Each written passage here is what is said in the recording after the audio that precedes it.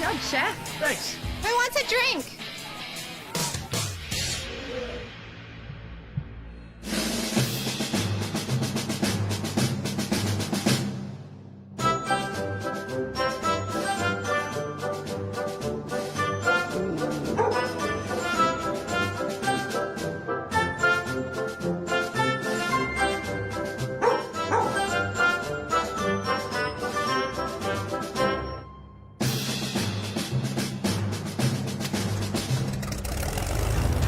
Let's go, Archer.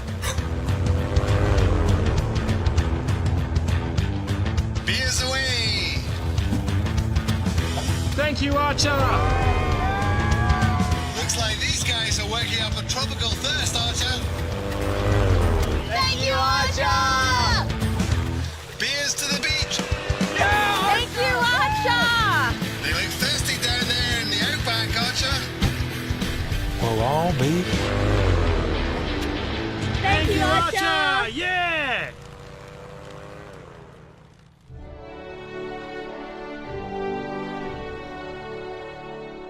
Good boy, Archer.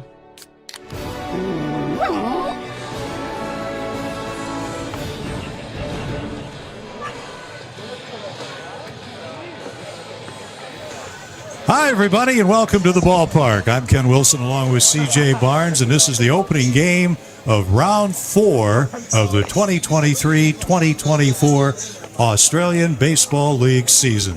And tonight, the Brisbane Bandits are playing host to the Canberra Cavalry, a team that has struggled. And, of course, the Bandits are red hot, coming in having won 5 of their last 6.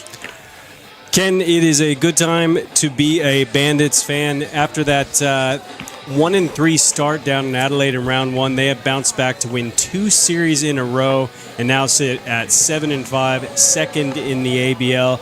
And you're right, they're facing a Canberra team that has struggled mightily, sitting at 3-8. This would be a good opportunity for them to solidify that spot in second place. The lefty, Ryan Bollinger, gets the start, his 4th start. He has a win, he has a loss, and a fine earned run average of 3.14. The ball club, CJ, has really been counting on him. Absolutely, and last time out against Melbourne, he did exactly what they want out of him. Gave them 5 innings, 9 strikeouts, didn't give up a run, and that ERA, that 3.13, that can be tracked back to that first round game in Adelaide where he ran into some struggles early, but since then he has been outstanding. So we're just about ready to play ball here. And for the Cavalry, it'll be Min Park, the shortstop, leading off. Then the second baseman, Corey Acton. Junpei Azuma, who's had a great year, is in left field hitting third. Cleanup hitter is the veteran catcher, Robbie Perkins. Then the right fielder, Harry Fullerton. Hitting sixth, first baseman, Jack Barry. And we're underway. The first pitch to Park. It's in there for a strike. He comes in at 154, 1 homer, and an RBI to go with it. The DH is the 7th hitter for Canberra. He's Cam Tilley, swing and a miss. Then batting 8th, Andrew Moritz, the center fielder. And the second baseman bats 9th, Jalen Greer. So it's Park, Acton, Azuma, Perkins, Fullerton, Barry, Tilley, Moritz, and Greer for the Cavalry here tonight. The infield is back, and the pitch fouled to the net. So it's a 1-ball, 2-strike count. And the outfield is straight away and fairly deep, except in left. And Rushford is out there tonight. We'll give you the defense in just a moment.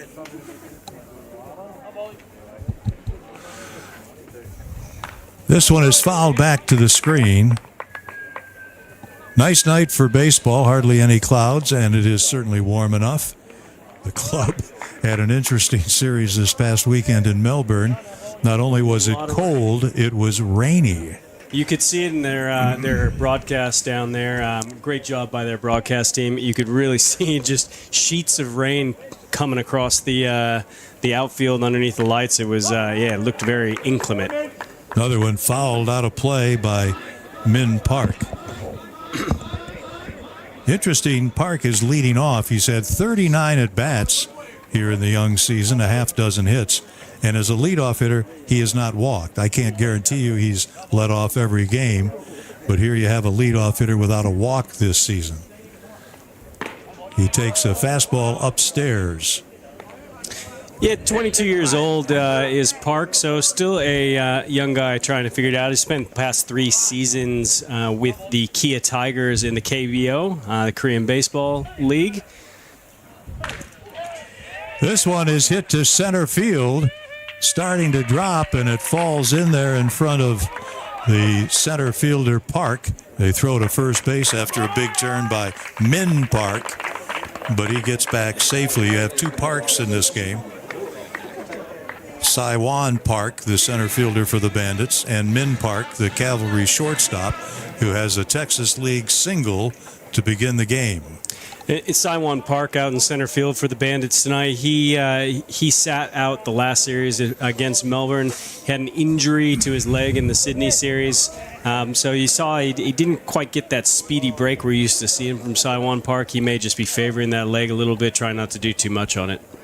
Look for the bunt. Corey Acton swings away, and it's out of play. The third baseman, Fritsch, was in on the grass. Now he'll back up a stride or two. The outfield is Rushford in left, Park in center, Skepton in right, third to first, Fritsch, Wade, Pineda, and Hall, Bollinger, and the battery for the Brisbane Bandits. Breaking pitch and a nice one. Really like what I'm seeing from Bollinger so far in this game. He ran into some problems in Adelaide, had a little bit of an issue against Sydney, getting those first pitch strikes, getting a lot of those strikes in the zone. Didn't have that problem in Melbourne, doesn't seem to have it tonight. Swing and a miss. So he strikes out Corey Acton, and that's the first out of the ball game. Bollinger coming in 14 1/3 innings, 21 strikeouts. So he certainly has piled up the Ks. Yeah, I think he's sitting about 4th right now in the ABL for strikeouts. And good job by to recognizing that Acton was looking for something a little lower in the zone. Comes back with the high fastball. Really tough on a hitter. Here is Junpai Azuma, who has hit a ton, and he takes ball 1. Yeah, his last weekend... it was against Perth. His last weekend was absolutely outstanding. He was mashing baseballs. I think went 6 for 10, 3 RBIs, a couple of home runs, just absolutely hitting the cover off the ball. Throw to first and back easily is Min Park. Nice crowd here at the ballpark tonight, the opener of a 4-game series. Game 2 is here tomorrow night, and then we'll see a couple of games on Saturday. One at 2:30 and one at 6 o'clock. Pretty good lead at first, and the pitch fouled out of play.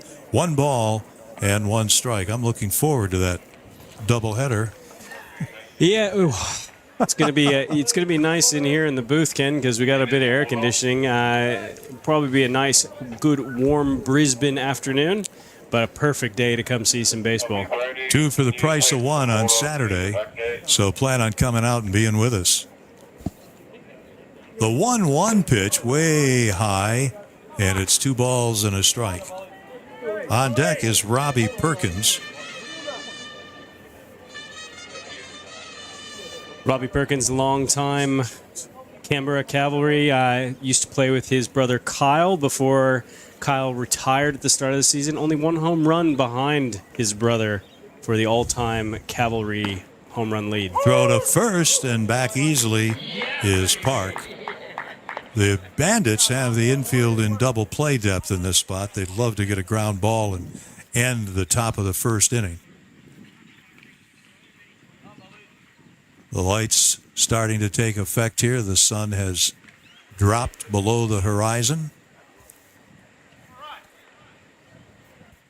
Azuma up there, 2-2.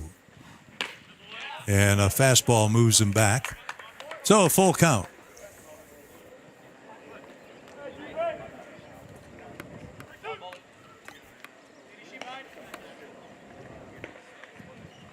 Azuma out of Japan.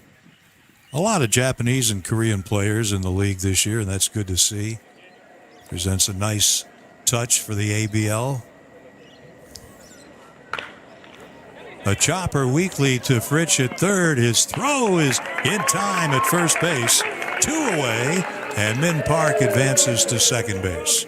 Man, I tell you, there is nothing more fun than watching Dermot Fritsch field ground balls. He is so smooth and just always on point with the throw. He did have one throw away while he was in Melbourne, but that was after one of the most outstanding diving stops I've seen in a long time. It's just a lot of fun on defense is Dermot Fritsch, especially with that hair. That adds a lot, no doubt about it. Here is the veteran 29-year-old Robbie Perkins hitting cleanup for Canberra, and he is their catcher. On the outside edge, nice pitch. That was not his big fastball, but well positioned. Perkins played for years in the Colorado Rockies organization, saying for years, most recently in 2018. And of course, he is from Canberra, so plays for his hometown team. And trying to give the Cavalry a lead here in the first inning. They have a runner at second with 2 outs.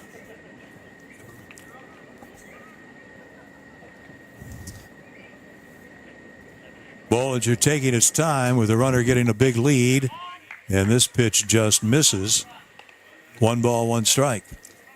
Just missed there. And, for Bollinger, misses like that, yes, they're balls, but you're just missing outside that zone.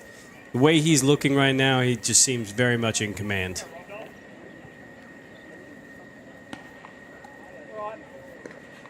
Perkins swings and a miss there. Is a great breaking pitch from the veteran Bollinger. I tell you, if Bollinger is going to have that slide ball working like that tonight, that big sweeping slider, it's going to be very, very tough for Canberra to get any sort of meaningful contact. Runner at second, 2 down, top of the first. Swinging a foul back. We mentioned Perkins played in the Rockies organization. Saw some real estate in the U.S., played at Grand Junction, Tri-Cities, Washington, Asheville, Modesto, Albuquerque. He played 2 games at Albuquerque in the AAA Coast League. Then Lancaster in California, Asheville, Hartford, and finished up in Asheville in 2018. So he saw the United States, if nothing else. Swing and a miss. The high, hard one gets him. And 2 strikeouts in the first inning for Ryan Bollinger. For the Cavalry, no runs, 1 hit. They leave a runner after half an inning. Canberra, nothing. And the Brisbane Bandits coming up. Welcome to Ace Comms, two-way radio and body-worn camera specialists. Ace Comms is proudly the Australian distributor for Motorola Solutions. Ace Comms was formed in 1988 in South Africa and has grown into a premier wireless communications technologies distributor. With a primary focus on Motorola Solutions, we also supply a wide variety of leading radio communications brands. We welcome the opportunity to discuss our partner network opportunity with you. Leverage off the high-demand wireless comms industry and let Ace Comms empower your business to grow.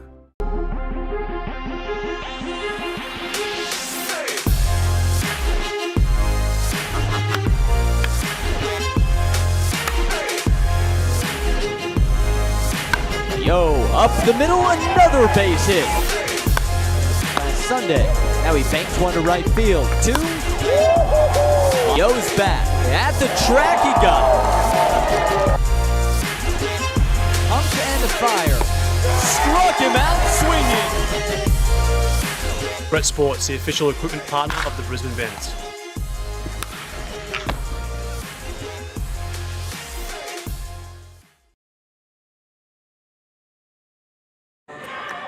Nice to have you with us here at Vidicon Stadium in Brisbane. Ken Wilson, C.J. Barnes, and we're going to get a look at the Bandits coming up here in the first inning after the Cavalry failed to score. We've got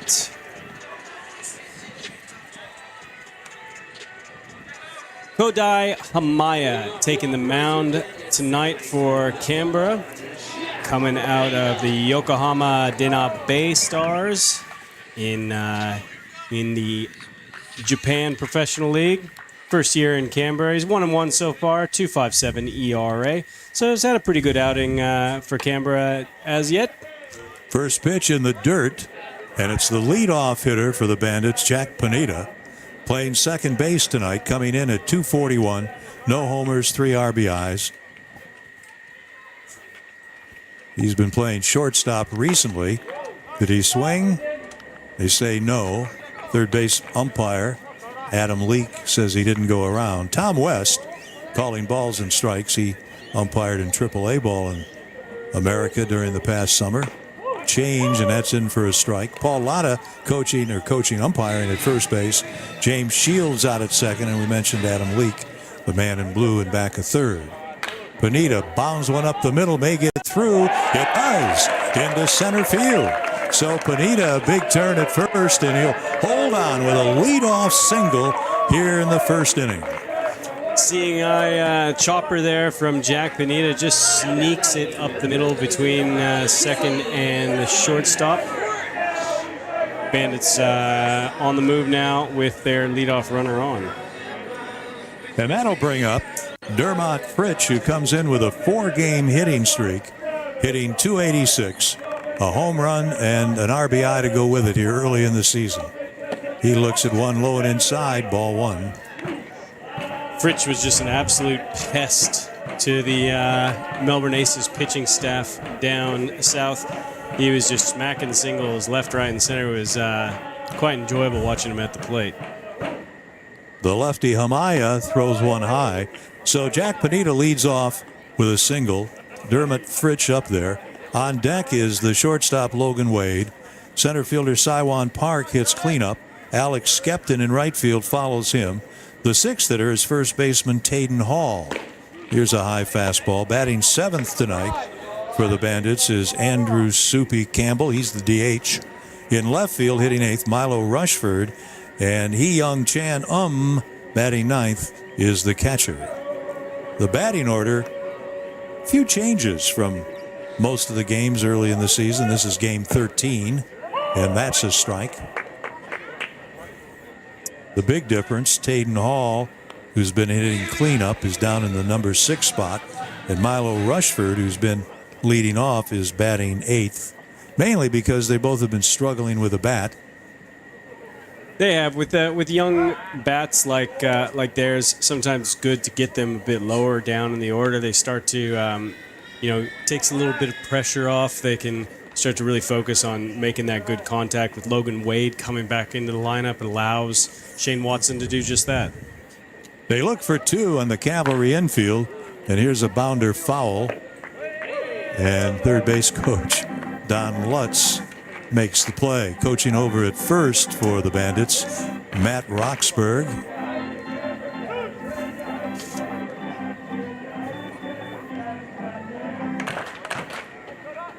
After Fritsch, Logan Wade. Both teams getting the leadoff man on here in the opening inning.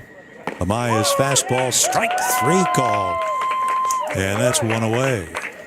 That's an excellent pitch from Hamaya. Just gets that inside part of the plate. Nothing Fritsch can do with it. So got a little splitter there.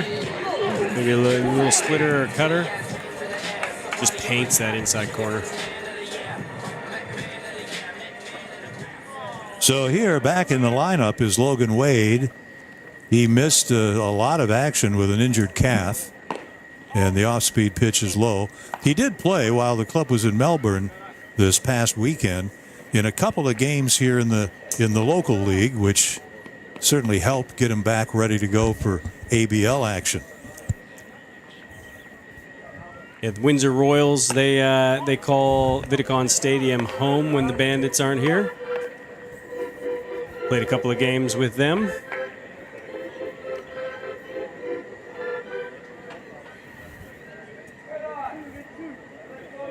Logan with a straight up stance, fairly deep in the batter's box. That's a fastball. That's in there for a strike. 2-1.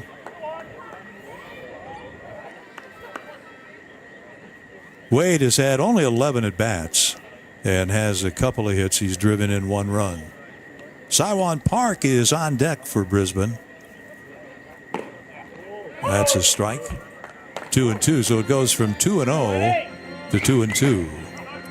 Maya not being very efficient. He's finding himself behind the hitters. Came back on Dermot Fritsch, got him on strikes, but he'll want to be getting out in front of these hitters. They want to go down and in here, and the pitch is high, 3-2. Amaya, as CJ mentioned, pitched, of course, a lot in Japan, his home country. Last year, 2022, the 30-year-old pitched in the Italian League. There you go. Now you've been somewhere. There's, rivaling Robbie Perkins for his jet setting. Here's a liner to center. Welcome back. Logan Wade, a base hit. Pulling up at second base is Pineda. And Shane Watson's Bandits causing a little excitement here in the opening inning. 2 on with only 1 out. Wade just getting a bat on there. Looks like it came off the handle. Not a lot of power behind that line drive, but just sneaks in over the glove of Greer at second and into center field. And now the Bandits have a man in scoring position with only 1 out. And the hitter is the cleanup man, Saiwan Park, who's been out with a wrist and forearm injury, and he looks at one that he doesn't like, and it's ball 1. He comes in hitting .273. That figures to be 6 hits in 22 at-bats. He's driven in a couple of runs, and he's in a situation here where he could drive in at least 1 run with a single that's well placed. They're halfway around the infield, and the ball hit in the air. The shortstop, Park, is under it. Infield fly rule called, and the out recorded, so Park is out number 2. Definitely not the outcome that Saiwan Park would have liked to have seen out of that at-bat, but now we get to see Alex Skepton, who comes in absolutely blistering hot at the moment.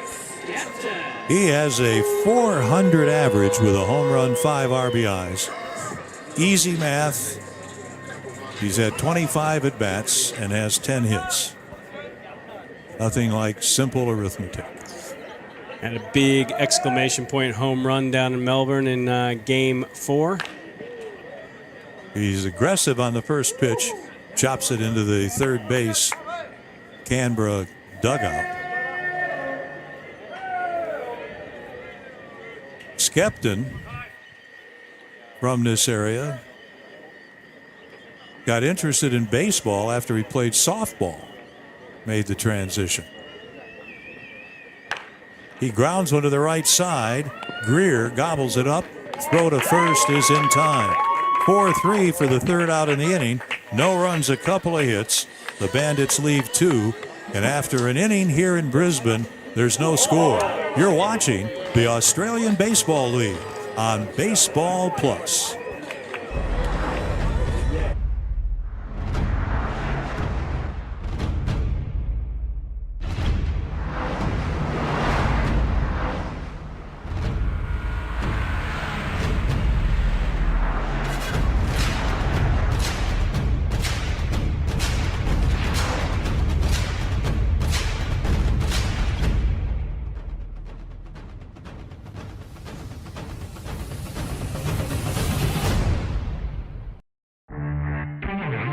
The Hino 300 series set the safety benchmark with Hino SmartSafe. Built for safety, ready for anything.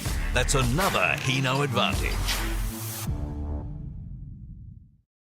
Here at Phoenix Law & Associates, we're all about understanding your circumstances. We want to make sure that our clients have had the best service and an excellent experience. We're here to care for you. Here at Phoenix Law & Associates, we speak your language.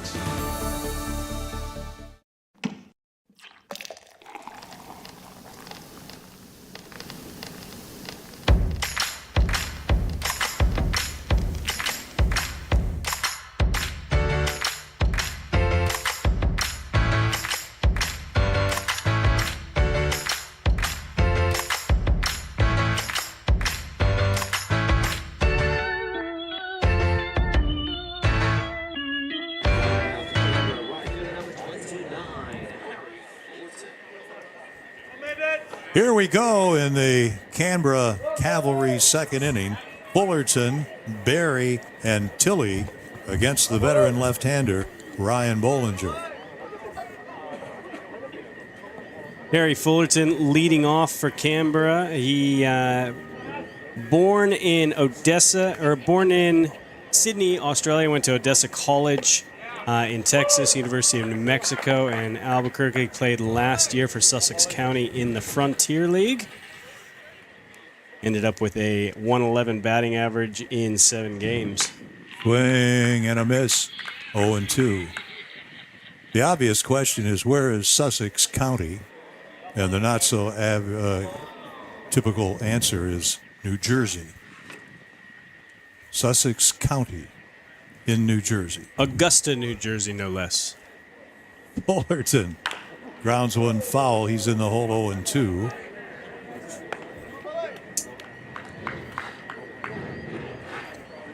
The Cavalry coming in last place in the Australian Baseball League. They have won 3 and dropped 8. Played 2 series at home, going 2-5, 1-3 on the road, and another one out of play, no balls and 2 strikes.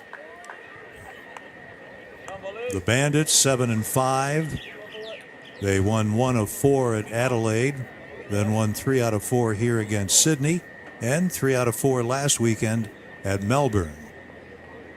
The high fastball, 1-2. And I think that that 3-1 down in Melbourne, that was a very impressive series on the road against a good Melbourne Aces squad. In less than ideal conditions, they still managed to sneak out of there with 3 wins. So excellent work by the Bandits last weekend. That liner off the bat of Fullerton goes foul down the first base line.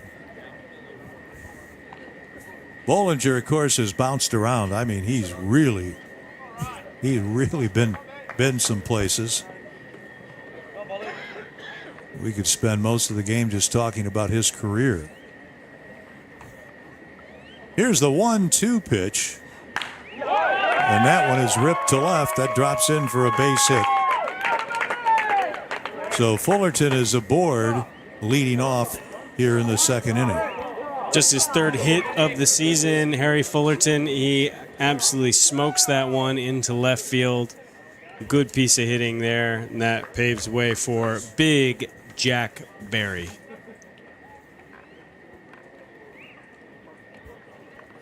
Barry is the first baseman. Played only 1 game, went 0 for 4. Spent last season with Auckland. Runner goes, the pitch, a ball, and safe at second base is Fullerton. So he has a stolen base, and that's one thing about this Cavalry club. They can run. Talking with their manager, Keith Ward, I said, tell me the best thing about your club. We got speed, we steal bases, and we just keep on stealing bases. He says the problem, of course, is we get men on base, we got a pretty good team batting average, but we don't come up with big hits very often.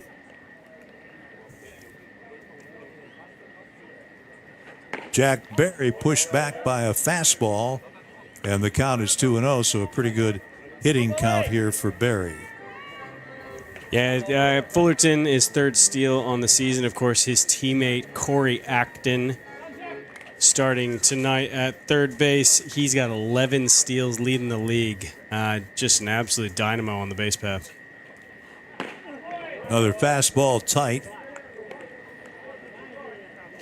Makes it easy for a guy like Junpai Azuma hitting behind him to, really rack up RBIs. Put Acton on first, and all of a sudden that's a double. And now he's in scoring position. Azuma knocks him in. Barry, of course, an Australian. Played some college ball in the United States. There's a strike. Talking about Australian players that see something. He played at Bryan College in Dayton, Tennessee, and also at the University of Northwestern Ohio in Lima, Ohio. Lima, Ohio. Lima, Ohio. Sounds like a really... how many stoplights do you think they got in Lima? I don't know the population of Lima, but I'm going to guess it's 20,000. That's just a guess. I do not believe I have ever been to Lima, though it's not far from where I grew up. That's all I'll say about Lima. And have I ever heard of the University of Northwestern Ohio, where Jack Berry played? And the answer is no.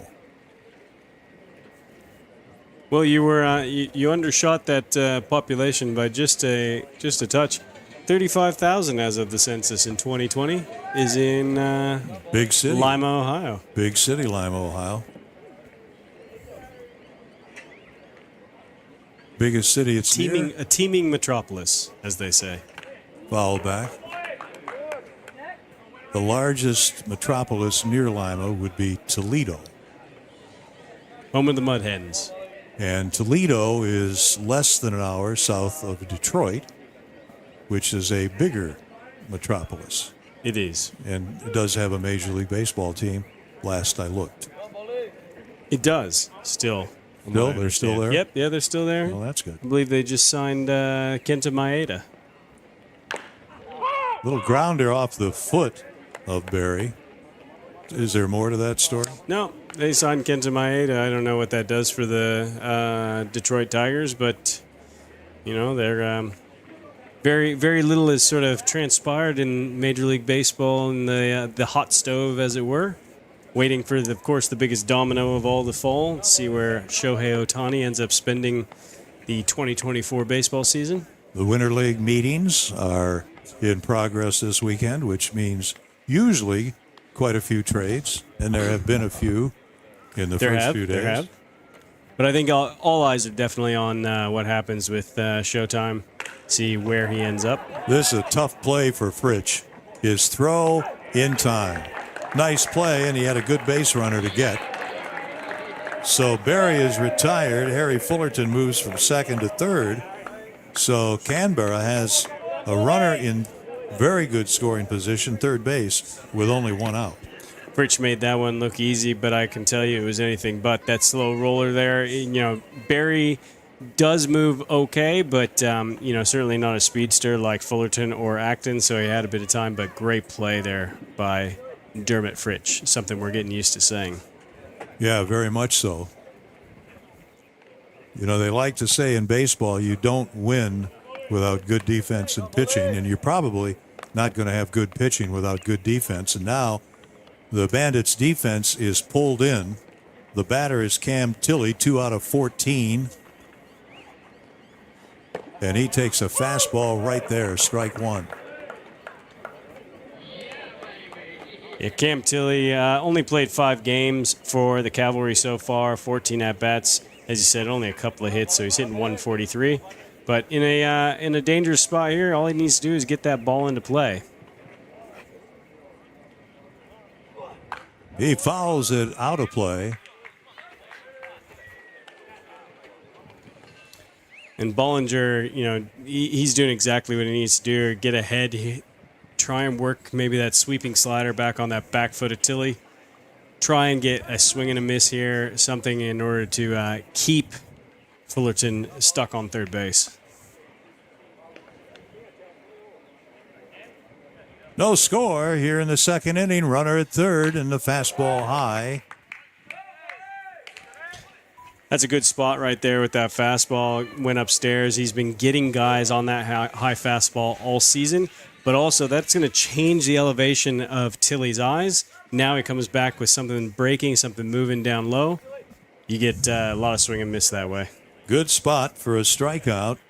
If Bollinger can get it, 1-2. Breaking ball. He's out of there. What a great pitch that is. That's the third strikeout for Ryan Bollinger and a huge second out here in the second inning. Just a brilliant sequence from Bollinger and working that breaker there at the end. You know, you get a swing like you just got out of Cam Tilley, something that was just Cam Tilley will haunt Cam Tilley for some time. You know you've thrown a good pitch. Here is Andrew Moritz, who is the center fielder and eighth hitter, batting .282. Runner at third, 2 down, and he looks at strike one. The infield back, with the exception of Fritsch, who is even with a pillow at third base, where Harry Fullerton is stationed with 2 outs. Moritz does have some speed. He's got 2 stolen bases on the. Here's a ground ball. Charging is Panetta, and he makes the play to retire the side. So a bit of a threat there for Cavalry. They come up empty. No runs, 1 hit. They leave their second runner of the evening. And we go to the bottom of the second inning. Hall, Campbell, and Rushford due up, and there's no score. Great job, Chef. Thanks. Who wants a drink?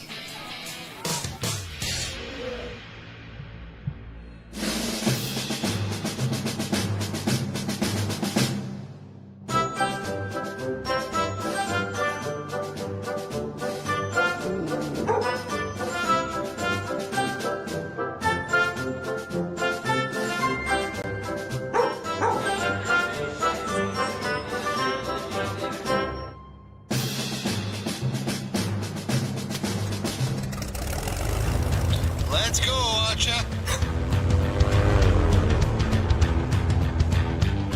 Beers away. Thank you, Archer. Looks like these guys are working up a tropical thirst, Archer. Thank you, Archer! Beers to the beach. Thank you, Archer! They look thirsty down there in the outback, Archer.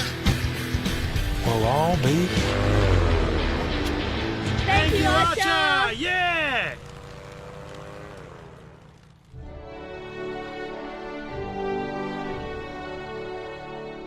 Good boy, Archer.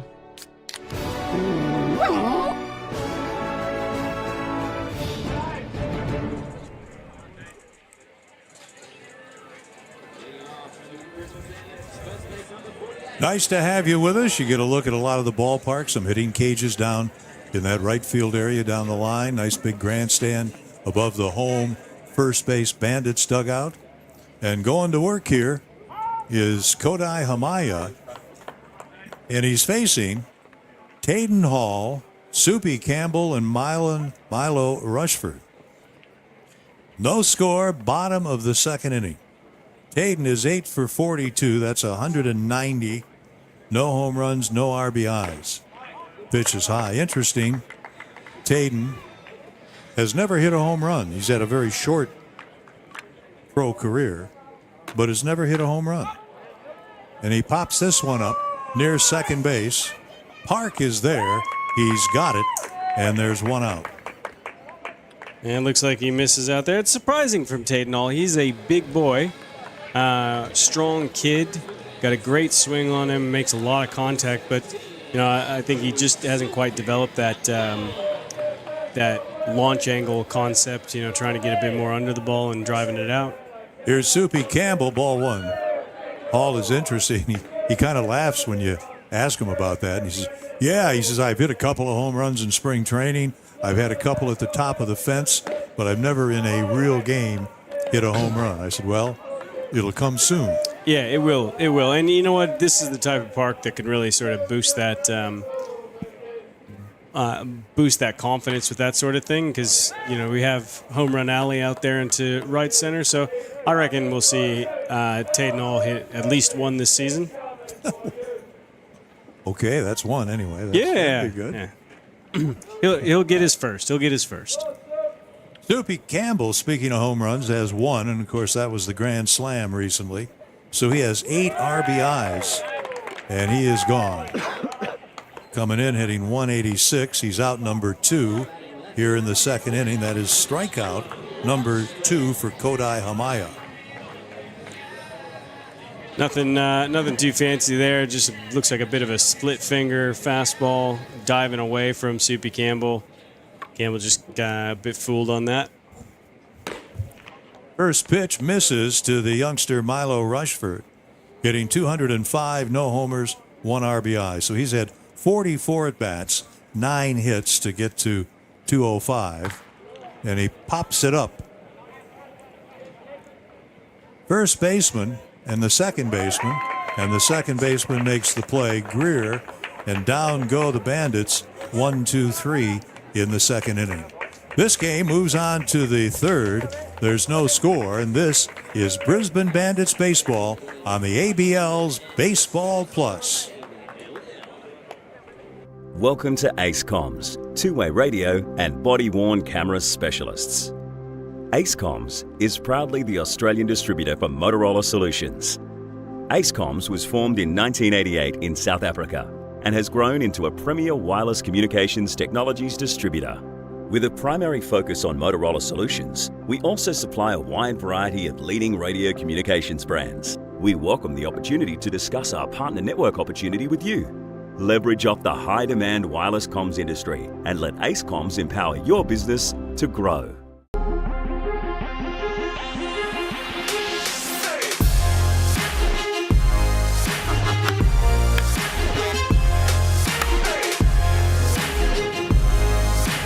Yo, up the middle, another base hit. Last Sunday, now he banks one to right field. 2. Yo's back. At the track he got it. Pumped and fire. Struck him out swinging. Brett Sports, the official equipment partner of the Brisbane Bandits.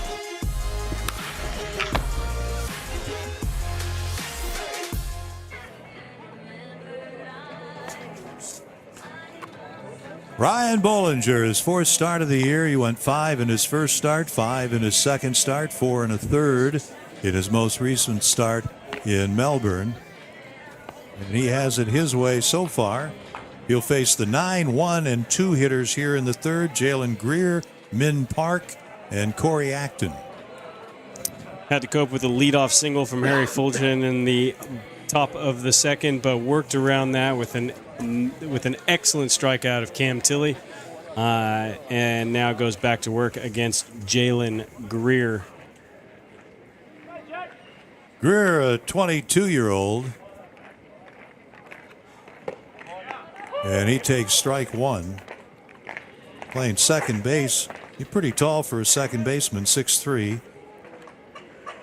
Played 3 years in the Oakland A's organization. He was a 5th-round draft pick of the Athletics in 2019. 5th round, a pretty high draft pick.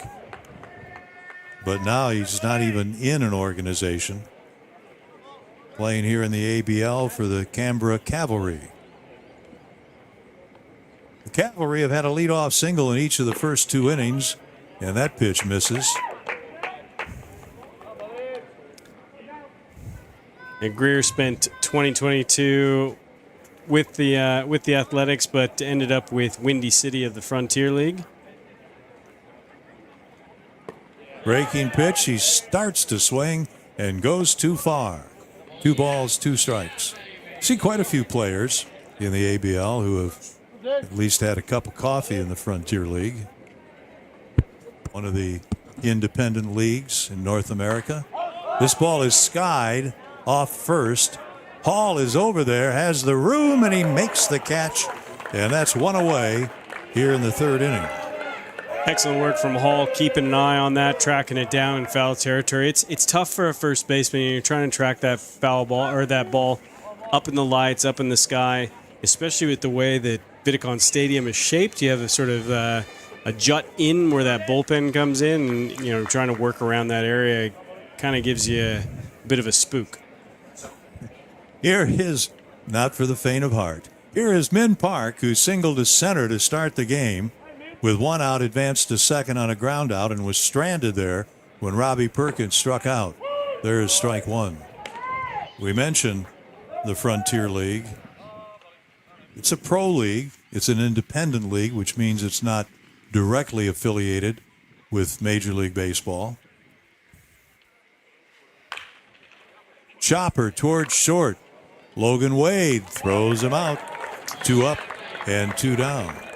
There's a play we've seen all too many times here on the Vidicon Stadium grounds. Logan Wade ranging to his right and making a throw on the run to getting out. That is a poster here at Vidicon.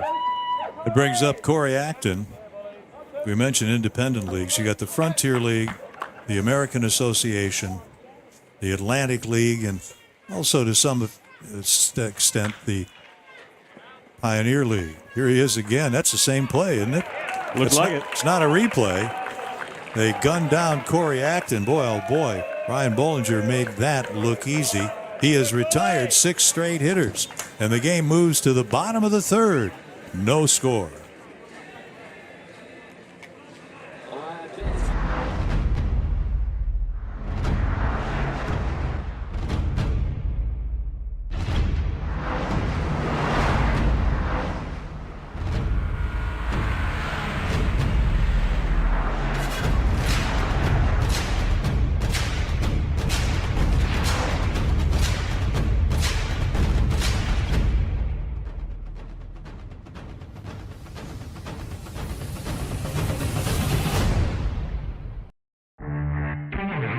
The Hino 300 series set the safety benchmark with Hino SmartSafe. Built for safety, ready for anything. That's another Hino advantage. Here at Phoenix Law & Associates, we're all about understanding your circumstances. We want to make sure that our clients have had the best service and an excellent experience. We're here to care for you. Here at Phoenix Law & Associates, we speak your language.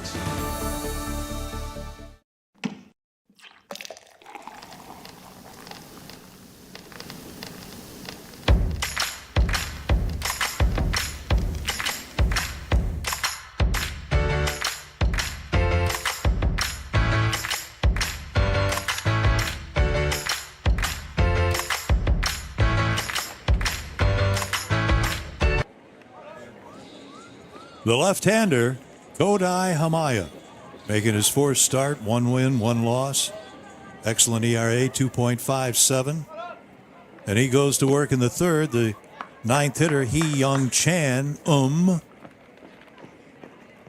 hitting 100, again, easy math. 3 hits and 30 at-bats. He rips the ball to left. Coming on Azuma, he'll play it on 2 hops. And Hee Young Chan has himself a hit. That's good to see. Yeah, great to see. Really started to sort of pick up that bat. He did in that series against Sydney. We saw a few hits come off him. He did have that winning home run that made the difference in that game. So it's good to see things start to heat up. And that's one thing for the Bandits. Their pitching, their defense have been solid throughout.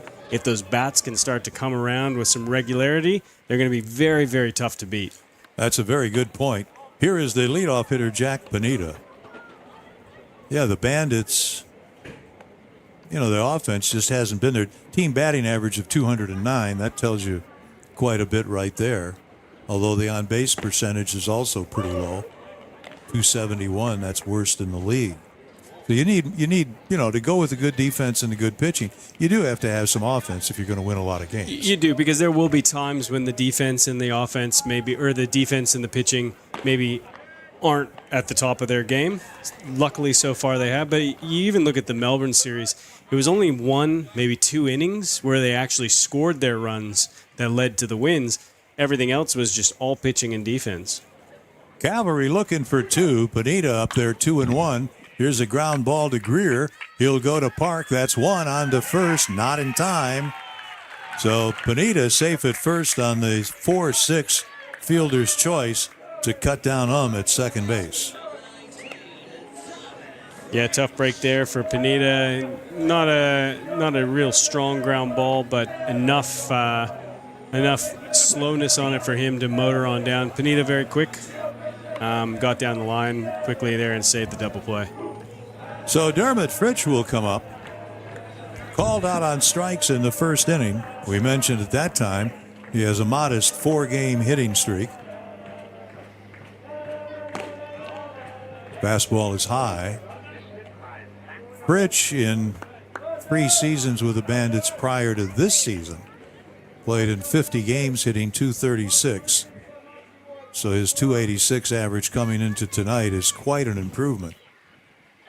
He rips the ball to left center. That'll get down. It'll go all the way to the wall. Heading to third is Pineda. The ball is thrown over the cutoff man, but they stop Pineda, and it's a double for Fritsch.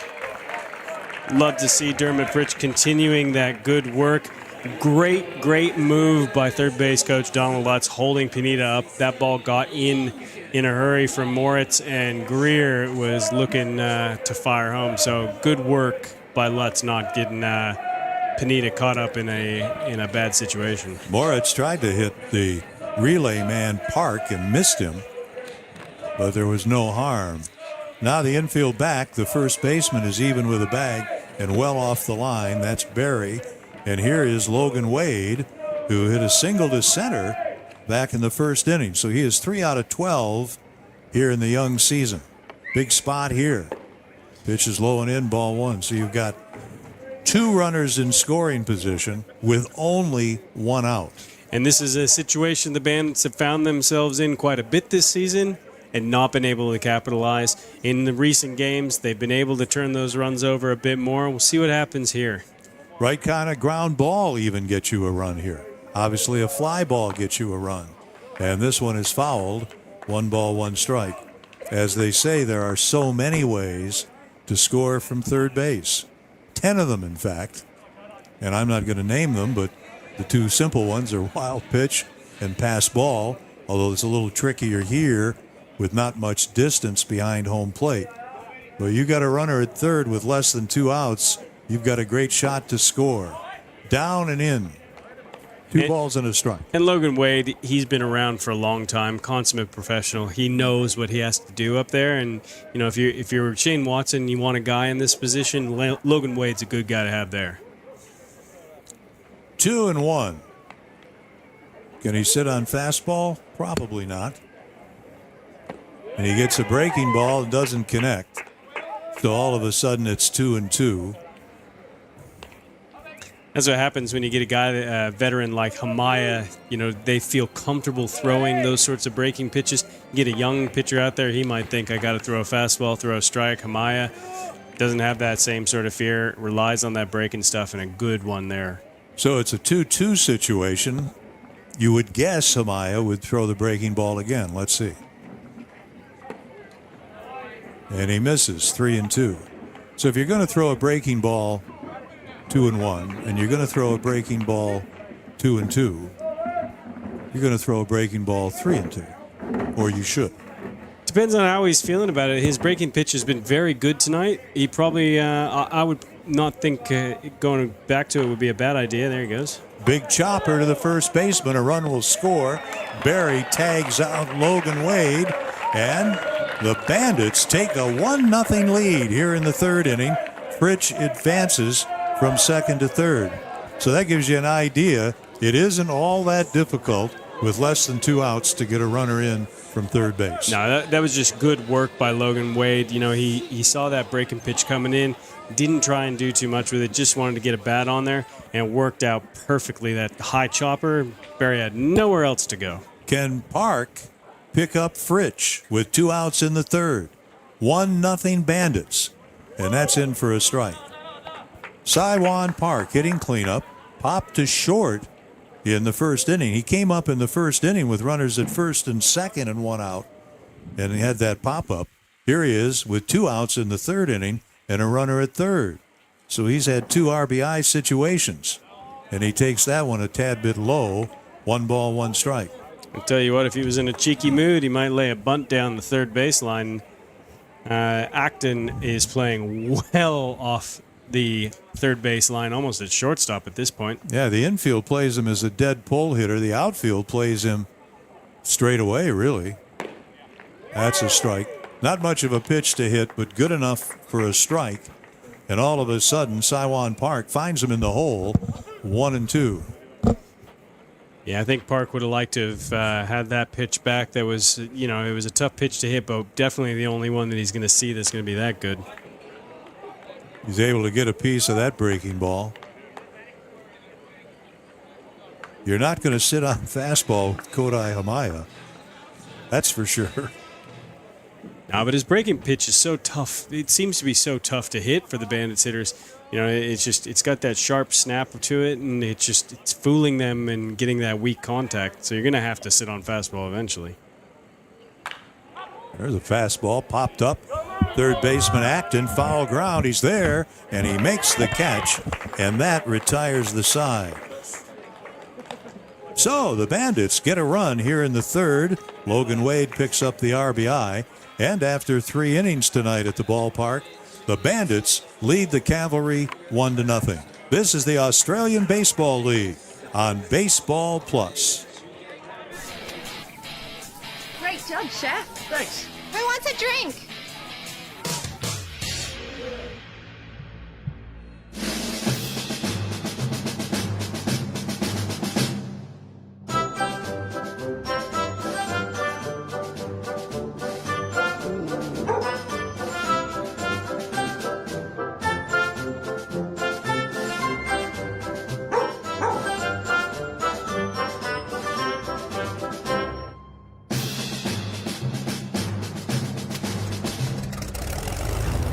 Let's go, Archer. Beers away. Thank you, Archer. Looks like these guys are working up a tropical thirst, Archer. Thank you, Archer! Beers to the beach. Thank you, Archer! They look thirsty down there in the outback, Archer. We'll all be. Thank you, Archer! Yeah!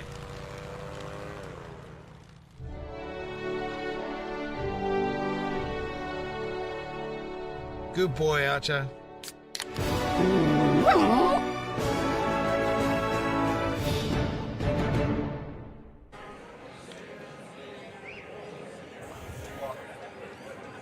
With CJ Barnes, I'm Ken Wilson. Nice to have you with us. We're at Vidicon Stadium in beautiful Brisbane, Queensland, Australia. Wherever you're watching this game, it could be tonight, it could be yesterday, it could be tomorrow, it could be this morning. We're glad you're with us. Swing and a miss from Junpei Azuma, the Japanese left fielder, leading off here in the fourth inning. And the Bandits are on top of the Cavalry 1-0. Ryan Bollinger in his fourth start looking sharp. And that's fouled back. It's 0-2. Azuma, Perkins, and Fullerton in the fourth inning for the Cavalry. And Bollinger comes into the inning having retired 6 in a row. And well on his way to a seventh here. And Junpei Azuma, no easy out by any stretch. This one bounces up there. A waste pitch, 1-2. Azuma, as we said, has been on an absolute tear. Played in 11 games so far. 361 average, a 1049 OPS. So the count is 1-2. I'm a little bit behind the times, and I'm not unhappy about it. I'm still a batting average, home run, RBI guy. I like on-base percentage. I think on-base percentage might be better than your batting average. Swing and a foul back on a pitch out of the strike zone. After that, I've never really been a numbers guy anyway, but well, I think it's interesting. The game seems to be shifting in how they treat certain metrics. You know, batting average used to be something that we would hang our hats on a lot. But then you look at a guy like, when they started introducing this idea of WAR, wins above replacement, however that's calculated, it's still a mystery to me. And then you have everything's referred to as the slash. Yep. Your slash line. But then you look at a guy like Kyle Schwarber last season in the major leagues, hit below 200, had 43 home runs, and an extremely high on-base percentage. And, his WAR was much higher than a lot of guys who were hitting a lot better for average. There you go. We might get into an in-depth discussion of all of those numbers and all of those things they talk about. Yeah, the numbers thing is very fascinating, and obviously it's become more and more of a fixture of baseball as as time has tracked forward as we get into this more futuristic way of playing the game. And I think that the average, whilst a good metric, is no longer held in the same esteem, same way as wins and losses for pitchers is no longer held in the same esteem that it once was. Bollinger working here on the cleanup hitter, Robbie Perkins. He struck him out in the first inning. And Bollinger has already recorded 4 strikeouts in 3 1/3, which shouldn't be a surprise. Been doing this all along in all 3 previous starts, a lot of strikeouts.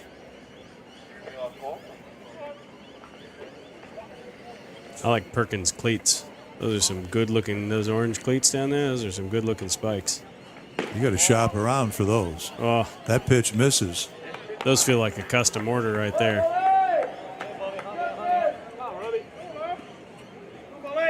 Well, they go with the uni. They sure do. And how? And he's been with the club for a long time, so it's appropriate that he has the perfect dress. Perkins draws a walk here with one gone in the fourth inning. The first free pass given up by Bollinger, who in fact now in 4 starts has allowed only 5 walks, and that covers 17 2/3 innings. But what that stat line might not tell you is that those walks that he has issued have come back to bite him frequently this season. So, keeping those walks down has been key because they seem to manage to find their way across the plate. Here is Harry Fullerton, and he rips it right back to the screen. Fullerton led off the second inning with a single to left. He stole second base, advanced to third on a Jack Berry groundout, but perished at third when Tilley struck out and Moritz grounded out to the second baseman, Pineda.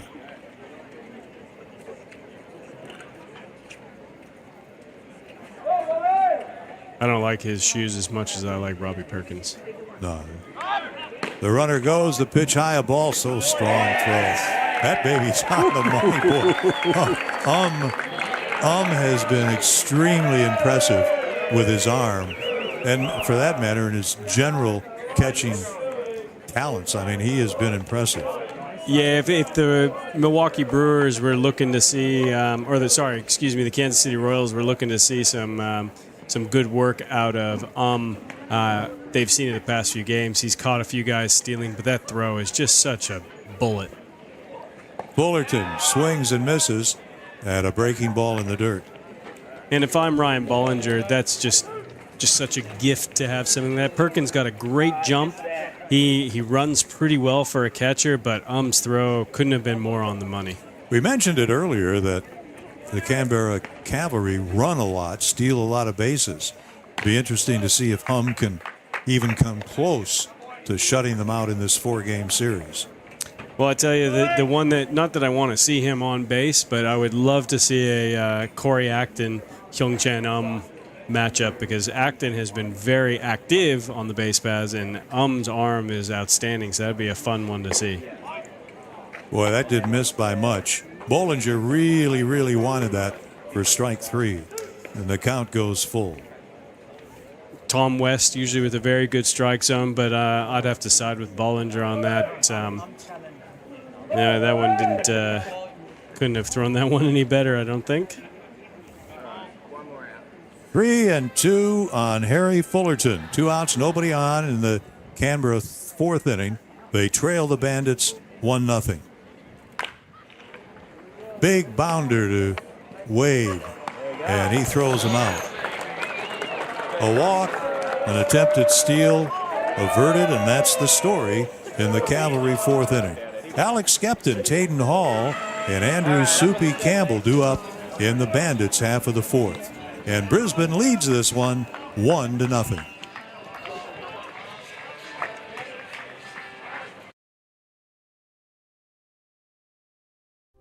Welcome to Ace Comms, two-way radio and body-worn camera specialists. Ace Comms is proudly the Australian distributor for Motorola Solutions. Ace Comms was formed in 1988 in South Africa and has grown into a premier wireless communications technologies distributor. With a primary focus on Motorola Solutions, we also supply a wide variety of leading radio communications brands. We welcome the opportunity to discuss our partner network opportunity with you. Leverage off the high-demand wireless comms industry and let Ace Comms empower your business to grow.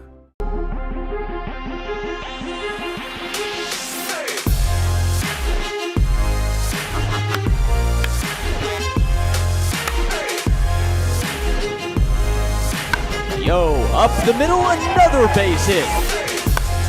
On Sunday, now he banks one to right field. 2. Yo's back. At the track he got it. Pumped and the fire. Struck him out swinging. Brett Sports, the official equipment partner of the Brisbane Bandits.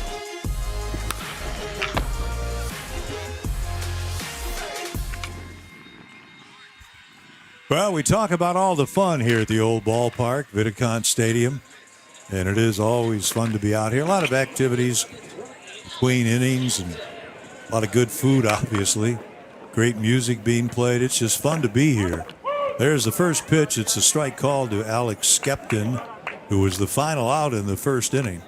He came up with runners at first and second and 2 away and rolled out to the second baseman, Greer. But he has been a very, very hot hitter for the Bandits.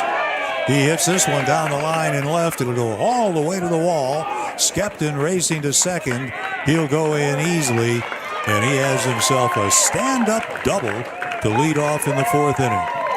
Well, that's one way to keep the good times rolling for Alex Skepton. Absolutely unloads on that ball. And, I didn't think that was going to get all the way to the wall, but it skipped off the grass and rolled really quickly. Stand-up double for Alex Skepton, another extra base hit. And a chance here for the 20-year-old first baseman, Tayden Hall, to pick up his first RBI of the season. He's had 8 hits in 43 at-bats, popped to short, leading off the second. The infield plays back, especially on the right side, and that pitch is too tall, ball 1. It was good to see Tayden Hall finally see that bat start to come alive. He still did struggle down in Melbourne, but he popped a couple of good-looking doubles, and you kind of feel like that he might be on that upwards trend. Another one high. He was 2 out of 16 in that 4-game series in Melbourne. As we said, looking for his first RBI of the season, and he's got an opportunity to pick it up right here. The tools are definitely there for Tayden Hall. He just needs to put it together, and that just comes with more and more at-bats. Here's a ground ball. That'll move the runner up. Greer to Barry, 1 out. And that's good, solid baseball. Move the runner up, advance him from second to third. You've got Skepton 90 feet away with only 1 out. I'd class that as a productive out, Ken. Yeah, very good job. That's all you ask. And with a guy like Soupy Campbell, although he has been, doing a bit of swinging and missing lately, he's another guy like Logan Wade who knows how to get the job done, can really get that run across the plate. Cavalry pulls the infield in, swing and a miss. 1 strike.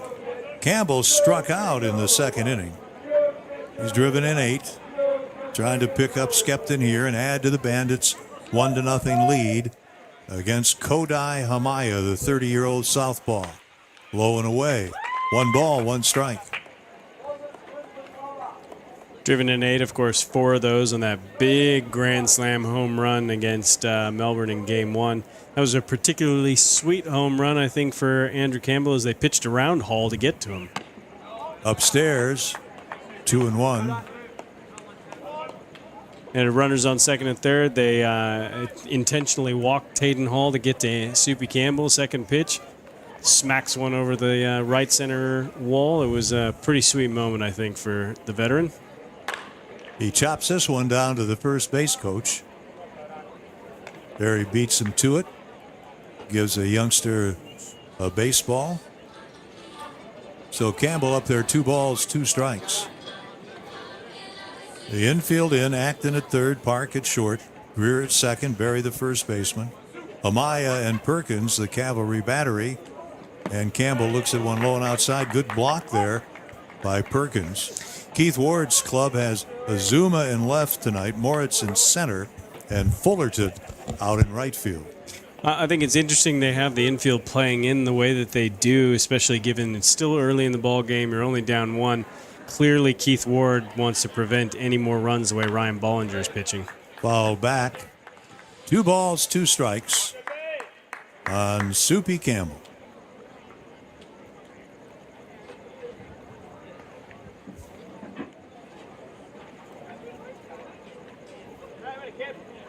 Leading from third is Skepton. He's there with 1 out. The payoff pitch. In the dirt, ball 4. So Campbell draws a walk, which is not all that terrible from the Canberra Cavalry point of view. puts them in a situation where a double play could end the inning.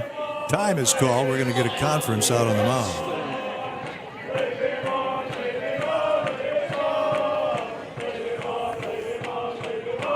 Pitching coach Paul Fletcher headed out to the mound to have a chat with the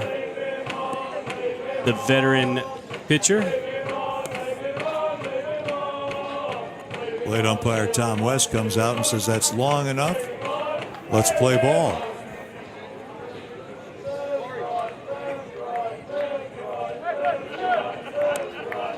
So Hamaya will go to work on the left-handed hitting Milo Rushford. Milo's dad had a cup of coffee in the big leagues with the Phillies. He says his dad watches every game and texts him every day. That breaking pitch looked pretty good, but it's ball one. Yeah, good-looking pitch. In West consistently calls a pretty tight zone. I'm not going to give a lot outside that black rubber edge. Nice block by Perkins. Rushford said it's pretty easy. He says, "I'm glad my dad texts me every day." He says, "Nobody knows my swing like my dad does." It's good. And, you know, I've watched Milo Rushford in batting practice. He's got a very sweet swing. Just very compact. A lot of power in there. I think just hasn't quite unleashed it yet. Whoops. Up and in. Over to second goes Campbell. Holding at third is Skepton. I thought for a moment that Rushford might have gotten hit, but not the case. So a wild pitch moves Campbell into scoring position. So a big spot here for Rushford in the fourth inning with 2 in scoring position and only 1 out. Now the infield comes back in again. You got a 3-0 situation. You expect Rushford will take here.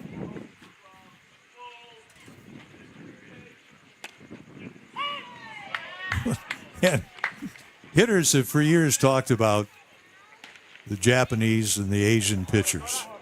You know, they just don't pitch like North American pitchers. You know, they throw breaking pitches when it's a fastball. 3-0, that's a fastball. Just throw a fastball. And it just goes back to their understanding of how they pitch and their command of absolutely everything that they throw, that they can feel that level of confidence to throw that pitch 3-0 and throw for a strike. 3-0, he throws a curve for a strike. 3-1, he throws a breaking ball for a strike. I mean, you should be able to sit on breaking pitch here.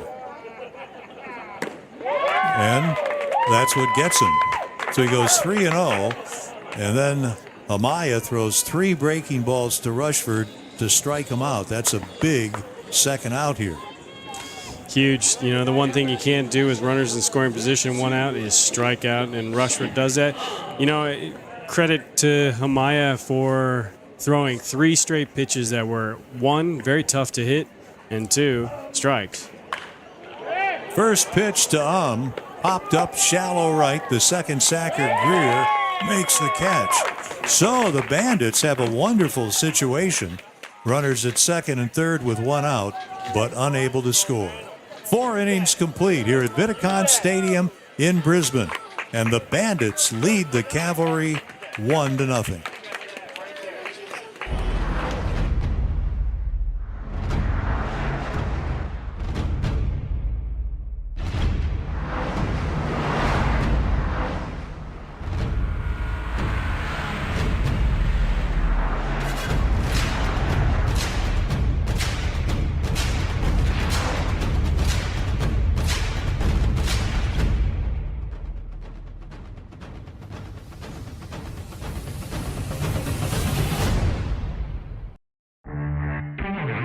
The Hino 300 series set the safety benchmark with Hino SmartSafe. Built for safety, ready for anything. That's another Hino advantage. Here at Phoenix Law & Associates, we're all about understanding your circumstances. We want to make sure that our clients have had the best service and an excellent experience. We're here to care for you. Here at Phoenix Law & Associates, we speak your language.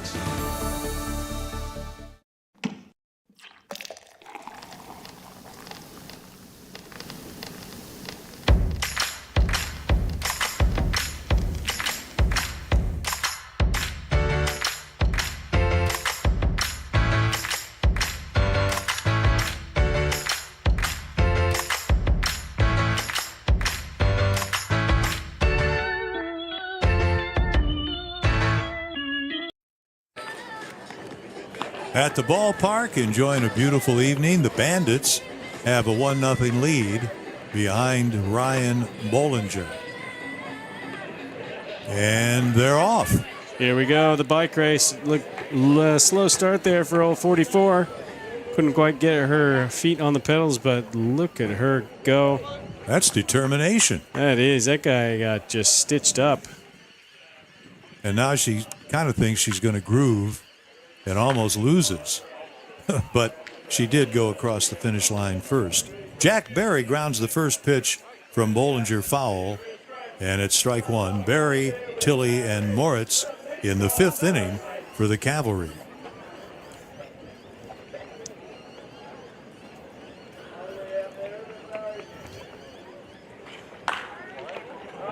Nice stab by Bollinger over to Hall. 1 up and 1 down. I think anybody who's not quite 10 feet tall like Ryan Bollinger, that one sneaks past him, maybe up the middle, but Bollinger just snaked out go-go gadget arms and robbed Berry of a hit. A lot of people, when they talk about Ryan Bollinger, the 32-year-old, talk about the fact that he was called up by the New York Yankees in 2018 as he deals to Tilley, and it's fouled back. And I think it's a misnomer to say it was a phantom call-up, because he got called up and didn't pitch, and after one game was sent back to the minors by the Yankees in 2018. What nobody seems to remember is it happened twice in the same 2018 season. Not once, twice. I reckon that would go down as some sort of record. Some statistician somewhere in Major League Baseball would have that down as find out how many times that's happened to somebody. He'd have to be up there, as the top phantom pitcher of all time. Here's a fastball away. I'm not fond of the term phantom as it's used there, but he was pitching in 2018 for the Yankees Double-A Eastern League farm team in Trenton, which is essentially halfway between Philadelphia and New York. Train ride between the two cities is an hour and a half, so Trenton is not far from Yankee Stadium. Here's a pitch that's in there. But the first time he got called up, his team was in Akron, Ohio, and the Yankees were in Arlington, Texas. So he raced to the Cleveland airport, got on a plane, went to Texas, sat in the bullpen for a game, and the next day went back and rejoined the Trenton club. Then, later in the season, the Yankees are at home, and so is Trenton. I said to him, well, that's easy. They call you up again? Yeah, they called me up. I said, well, you just jump on the train. It's like 45 minutes. He said, no train. Here's a fly ball pulled foul by Cam Tilley. I said, what happened? He said, I'm pitching in Trenton. He says, the Yankees called me up. They sent a car. I said, that's big time. So they sent a car to Trenton, and he gets driven to Yankee Stadium. Now that's a long way from the bus rides in the Eastern League. Yeah, of course. Big time. Bet you they don't send cars in the Pecos League either. Bonita, and the throw is scooped out by Hall. Nice play by the second baseman. Cam Tilley is retired 4-3, 2 up and 2 down. And I said, what do you think? He says, I think why they called me up those 2 times was because they were a little thin in pitching, and they figured if they needed somebody to eat up some innings in the middle of a one-sided game, I was there ready to go. Unfortunately, that didn't happen. So he was with the Yankees for 2 games in 2018, but did not pitch. Andrew Moritz, fastball in for a strike. I'm going to count it. I'm going to say that Ryan Bollinger has had big league time. Yeah, he was in the show with the New York Yankees, folks. Not just anybody. Swing and a miss. And it's 0-2. He mentioned to me, and I believe I have this right. He said, well, recently, on a special occasion, my girlfriend gave me my Yankee uniform framed, so I have it hanging at home. I said, well, that's nice. I like that.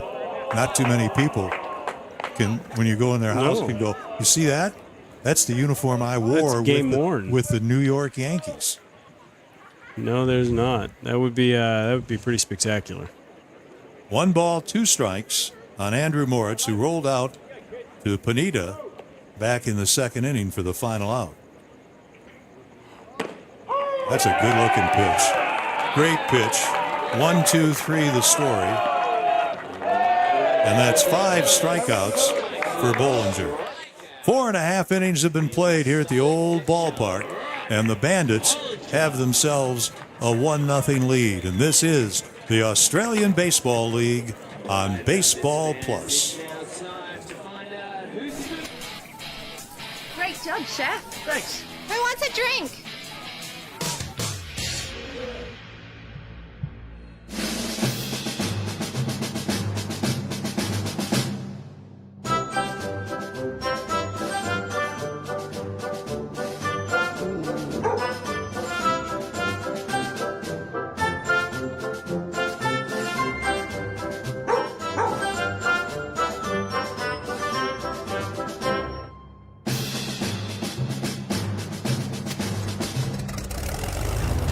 Let's go, Archer.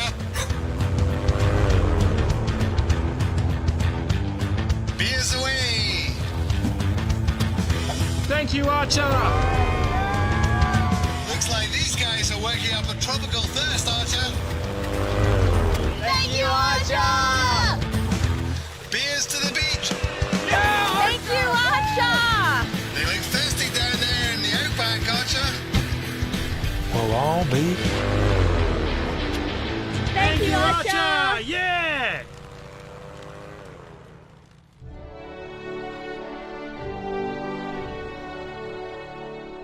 Good boy, Archer.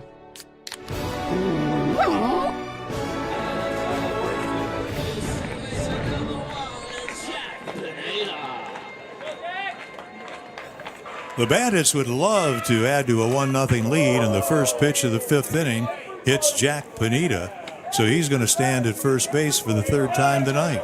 In the 1st inning, he singled to center. In the 3rd inning, he was safe at first on a 4-6 fielder's choice, and here in the 5th, he is hit by a pitch. That one looked like it would have stung just a little bit. There's better ways to get on base, I think. Here is Dermot Fritsch, who has struck out and doubled, so he has 13 hits in the ball club's first 13 games. And he has provided, as CJ has mentioned often, sparkling defense at 3rd. Right center, well tagged, Fullerton back, track, wall, leaps up, and Didn't this catch it. is off the wall. It's a double. And stopping at 3rd is Pineda on the double from Fritsch. I watched the umpire, James Shields, and he watched the play also and didn't do anything about it, but he enjoyed watching it. Now, I don't want to criticize the umpires, but when you get situations deep in the outfield on deep balls, you traditionally look at the umpire. Yeah, because if he puts his hand up in circles, that means it's over the yellow line. Well, going back for it, I thought Fullerton had a beat, and I thought he actually caught that. It wasn't until I saw the ball start to roll out into the grass that I realized he hadn't. But Dermot Fritsch, yet again, does the job, and now Logan Wade, the lone RBI tonight, he's got no outs. Infield in, a drive in to right center. That'll get 2 in. Here comes Pineda, rounding 3rd. Here comes Fritsch. He'll score. 3-0 Bandits, and oh, baby, what a night. Welcome back, Logan Wade. He has driven in all 3 runs. The quote-unquote elder statesman of the Bandits has long been a spark plug for this team, and no surprise to see him come up big there. Wow. 2 hits tonight, 3 RBIs. He's at first, nobody out, and the cleanup hitter digs in, Saiwan Park, who has popped to short and fouled to 3rd. He doesn't like to take a lot of pitches, and this one is high, a ball. Time called. Perkins wants to go out and chat with Amaya. They may be talking strategy of how best to cover this if Park decides to actually lay down a bunt. Not a bad strategy, I think, from the number 3 hitter. He's got a lot of speed, and no doubt is an apt bunter. So I kind of like the thought. 3-0 is a nice lead, but boy, it's never enough. And if you could move the runner into scoring position with 1 out, why not? He's ready to swing, and the pitch is low, and it's 2-0. After Park, it'll be the red-hot Alex Skepton. So maybe there's more to put on the board for the Bandits here in the 5th inning. I think Amaya would very much like to see Alex Skepton with nobody on base here. Ground ball, Greer to his left, goes to second, 1, and there's no throw to first. Park is safe on the 4-6 fielder's choice that erases Logan Wade for the first out in the 5th inning.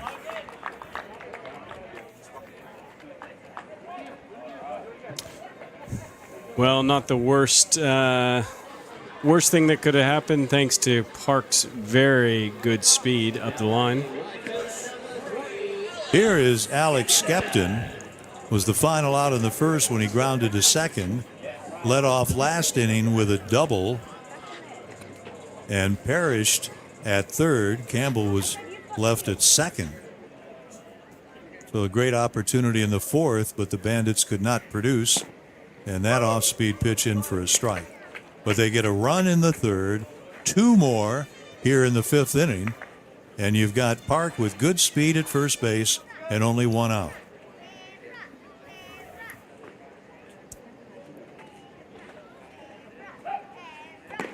Swing and a miss.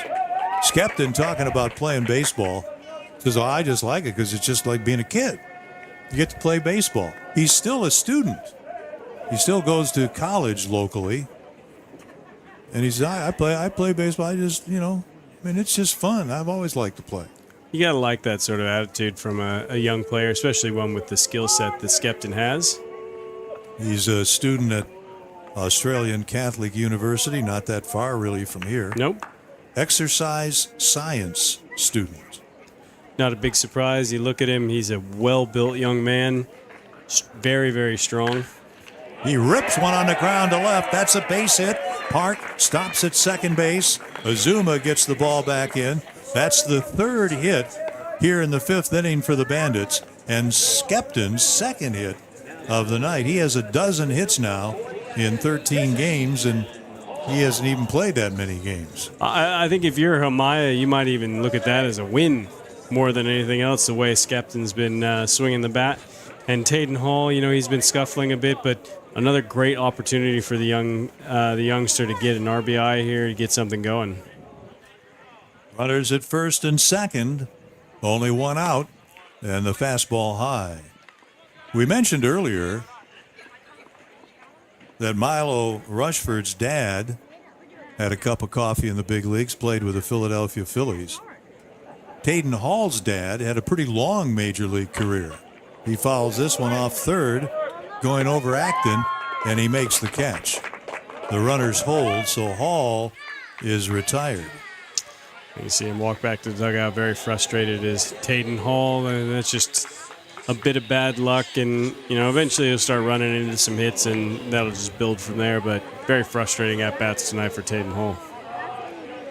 Here's the veteran, Soupy Campbell, who has struck out and walked. Park at second, Skepton at first, the infield back, and there are 2 outs.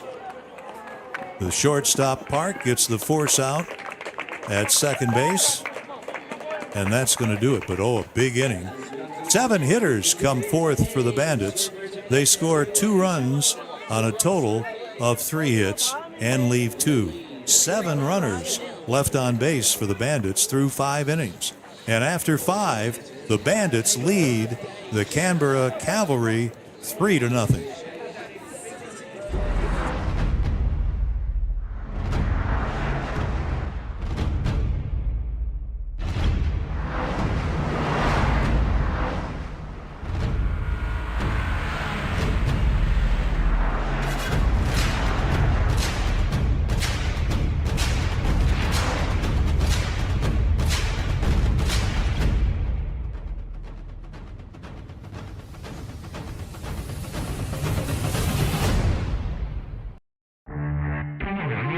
The Hino 300 series set the safety benchmark with Hino SmartSafe. Built for safety, ready for anything. That's another Hino advantage. Here at Phoenix Law & Associates, we're all about understanding your circumstances. We want to make sure that our clients have had the best service and an excellent experience. We're here to care for you. Here at Phoenix Law & Associates, we speak your language.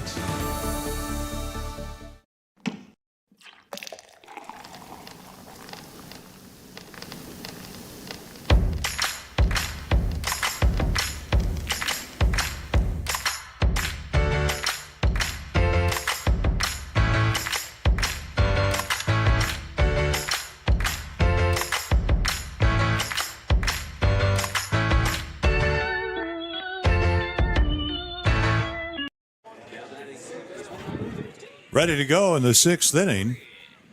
Jalen Greer, the second sacker, ninth hitter, leads off against Bollinger. First pitch, sky to right center, carrying, Park back by the scoreboard, looks up, and this one is out of here. One pitch, and Jalen Greer hits it out of here, and the Cavalry have their first run of the night. Well, clearly a lot of pop in Jalen Greer's bat. That one jumped up and out of here in a hurry. You know, the home run alley isn't just for lefties. You can get a good opposite field home run out there too, but he put a charge into it. That'll bring up Min Park, the leadoff hitter. That's only the third hit of the night for Canberra, and this one is fouled back off the bat of the leadoff hitter, Min Park, who has one of the three hits. I didn't think the ball, he hit it. Because I haven't watched ball here for 20 years. But that baby carried.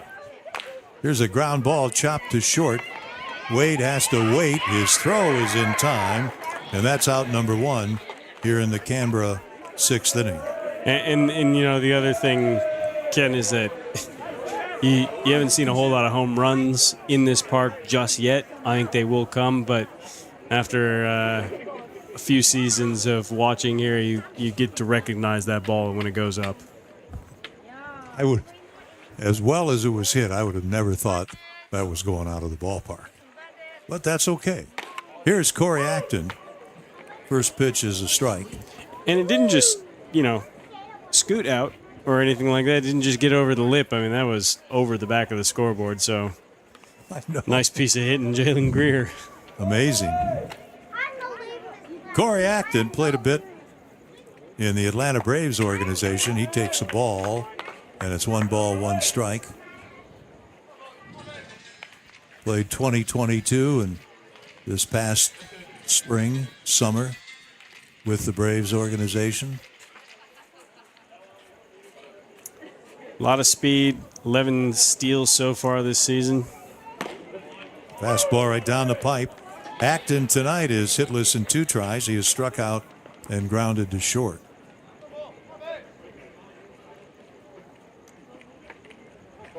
The Bandits have a 3-1 lead here in the 6th inning. Pretty good pitch, but not good enough. And it's 2-2. Played his college ball at Florida and then Georgia in the SEC, the Southeastern Conference. Boy, that's a dangerous move. They're not exactly best of friends. The Gators and the Bulldogs. The Bulldogs. Fly ball down the left field line. Rushford over foul ground. Nice catch. Loses his cap, but the youngster makes a nice grab in foul territory, and Corey Acton is retired. I look at a guy like Milo Rushford. I look at a guy like Taden Hall, and, we've talked about their at-bats being frustrating. They've had their difficulties, and it looks like we might be seeing a pitching change here. Skipper out. Shane Watson. This is the longest outing of the 4 starts for Ryan Bollinger. First 2 starts, he went 5 innings. Last weekend in Melbourne, he went 4 1/3. And here tonight, he goes 5 2/3 and allows 1 run on only 3 hits, 1 walk, and 5 strikeouts. So we have a pitching change here in the 6th inning with the Bandits leading 3-1. Back to the ballpark in just a moment. Welcome to Ace Comms, two-way radio and body-worn camera specialists. Ace Comms is proudly the Australian distributor for Motorola Solutions. Ace Comms was formed in 1988 in South Africa and has grown into a premier wireless communications technologies distributor. With a primary focus on Motorola Solutions, we also supply a wide variety of leading radio communications brands. We welcome the opportunity to discuss our partner network opportunity with you. Leverage off the high-demand wireless comms industry and let Ace Comms empower your business to grow.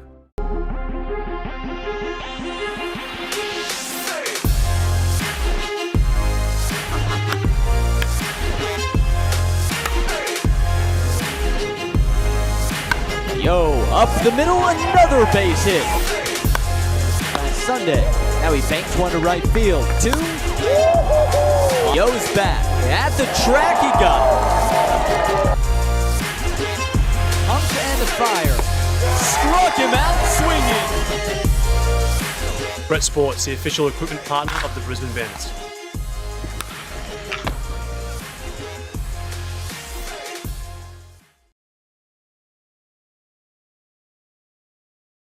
Wesley Scott comes in from the pen, and the call to the bullpen is brought to you by Ace Comms.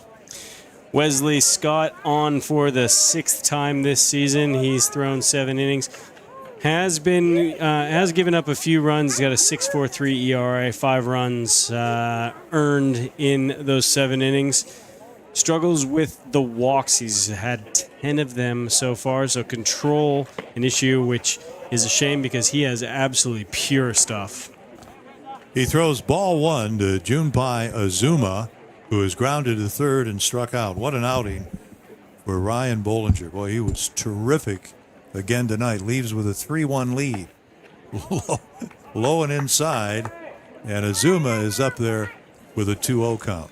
You almost feel like it was a bit of an off night for him. Only 5 strikeouts tonight, but man, he was in control of this game fully from start to finish.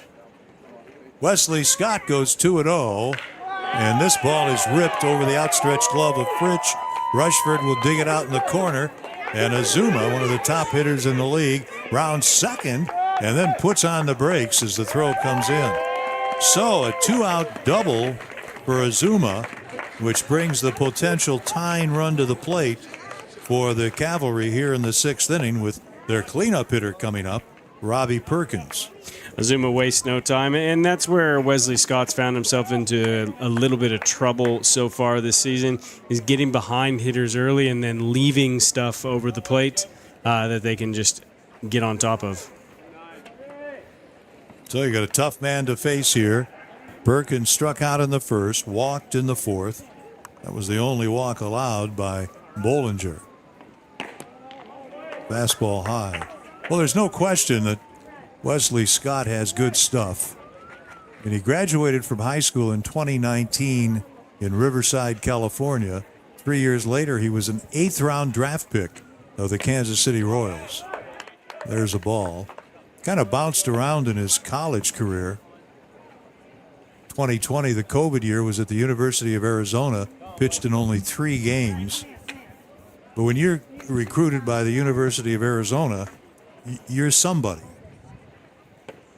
Yeah, absolutely. And you can see why. You can see, when you watch him pitch, the arm slot, the velocity, the movement on his breaking stuff, it all really just paints a picture of a guy who's got some plus stuff. It just seems to struggle with, commanding the strike zone the way that his, the Royals would like him to. So now he goes to 3-1 on Perkins. After he had that 3-game career at the University of Arizona, he went to San Jacinto Community College in Texas in 2021 and hardly pitched at all. This one in the dirt goes to the backstop. Azuma charges on to third base. So that's a wild pitch. Then in 2022, Wesley Scott went to Tennessee to Walters State Community College. And from there, He was drafted in the 8th round of the free agent amateur draft by the Royals. So his college career was a bit skitterish, if you will, and they still liked him, still wanted to draft him in a rather high round. The conference on the mound now. He's what I think a lot of scouts would call a low risk, high reward type of player. Somebody that they can look at and say, there's a lot there. Can we mold him into something that's going to be effective for our ball club? And like I said, you can see it. You can see where it is. It's just the control issues are going to plague him as they have here to start his outing tonight. Yeah, he faces Azuma, who doubles, goes to third on a wild pitch. And he's facing the catcher here, or the right fielder, Robbie Perkins. Harry Fullerton. Robbie Perkins at first base. Junpei Azuma at third. First and third, 2 outs. And this one goes to the backstop. Here comes Azuma. Scott goes to the plate. The tag not in time as Azuma slides in, scoring from third on a wild pitch. Perkins goes from first to second. And all of a sudden, we've got a 1-run ball game. Costly stuff. I mean, you look at the Cavalry, they've, that second run, they didn't even really earn. It was sort of given to them. So Scott's got to come back here and try and lock this down and get out of this inning and stop this, stanch this flow. 1-0 the count on Fullerton, so he's in a spot with a potential tying run out at second base with 2 outs. He is singled and grounded to short. Wesley Scott's breaking ball misses. If you go back and look at the early scouting reports on Wesley Scott, the scouts talked about his loose arm and the fact that he has very long arms. Throw to second, and it gets away from Pineda. Park will come in and throw it in, and advancing 90 feet is Robbie Perkins. And things have gotten a tad bit sloppy. That'll be a throwing error on the catcher. And I believe that's the first error. It is the first error this season on the catcher.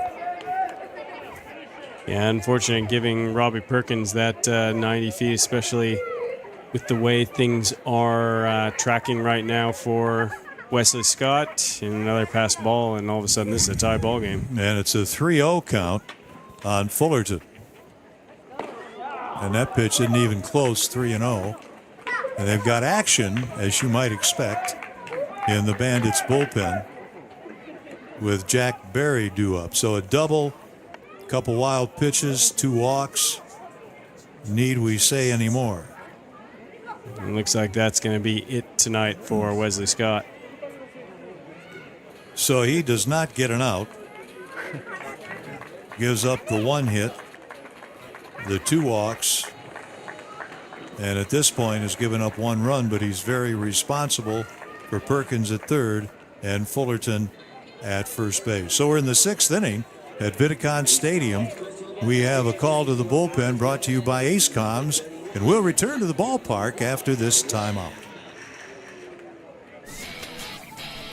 Great job, Chef. Thanks. Who wants a drink?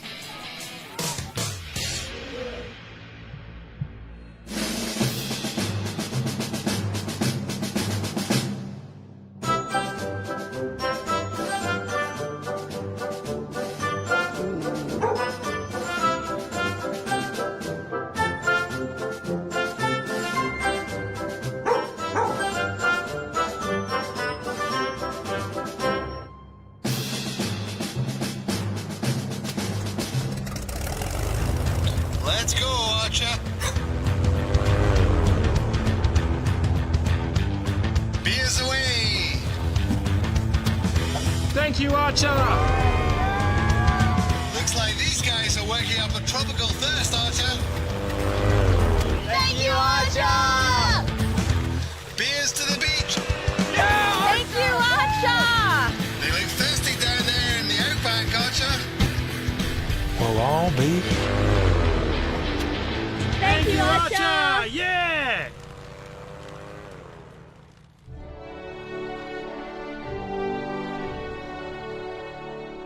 Good boy, Archer.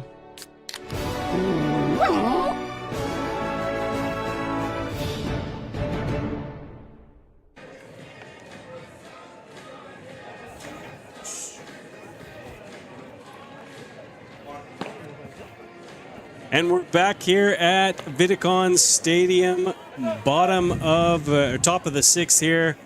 And look over there, there's the strikeout count from the Outlaws. I'm not going to make any further comments about that. What happened to the, whatever they were, the upside down? The dead Smurfs? Yeah, the upside That's only down. for Sydney. I see. Yeah, they have different ones for each one. I'll leave the audience to come to their own conclusions about the meaning there. First pitch is tight to Barry, who is grounded out twice. The Cavalry trailing now only 3-2, with runners at first and third and 2 outs. Barry playing just his second game, and he is 0 for 6.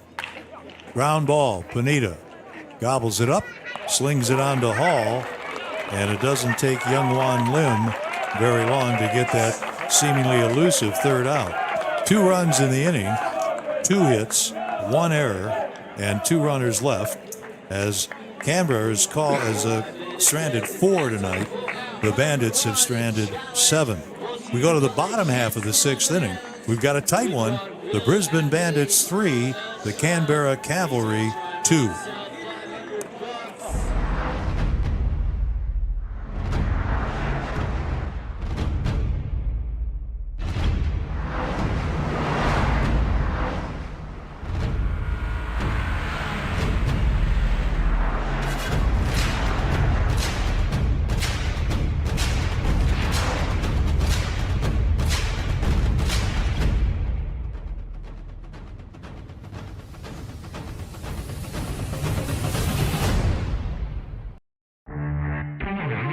The Hino 300 series set the safety benchmark with Hino SmartSafe. Built for safety, ready for anything. That's another Hino advantage. Here at Phoenix Law & Associates, we're all about understanding your circumstances. We want to make sure that our clients have had the best service and an excellent experience. We're here to care for you. Here at Phoenix Law & Associates, we speak your language.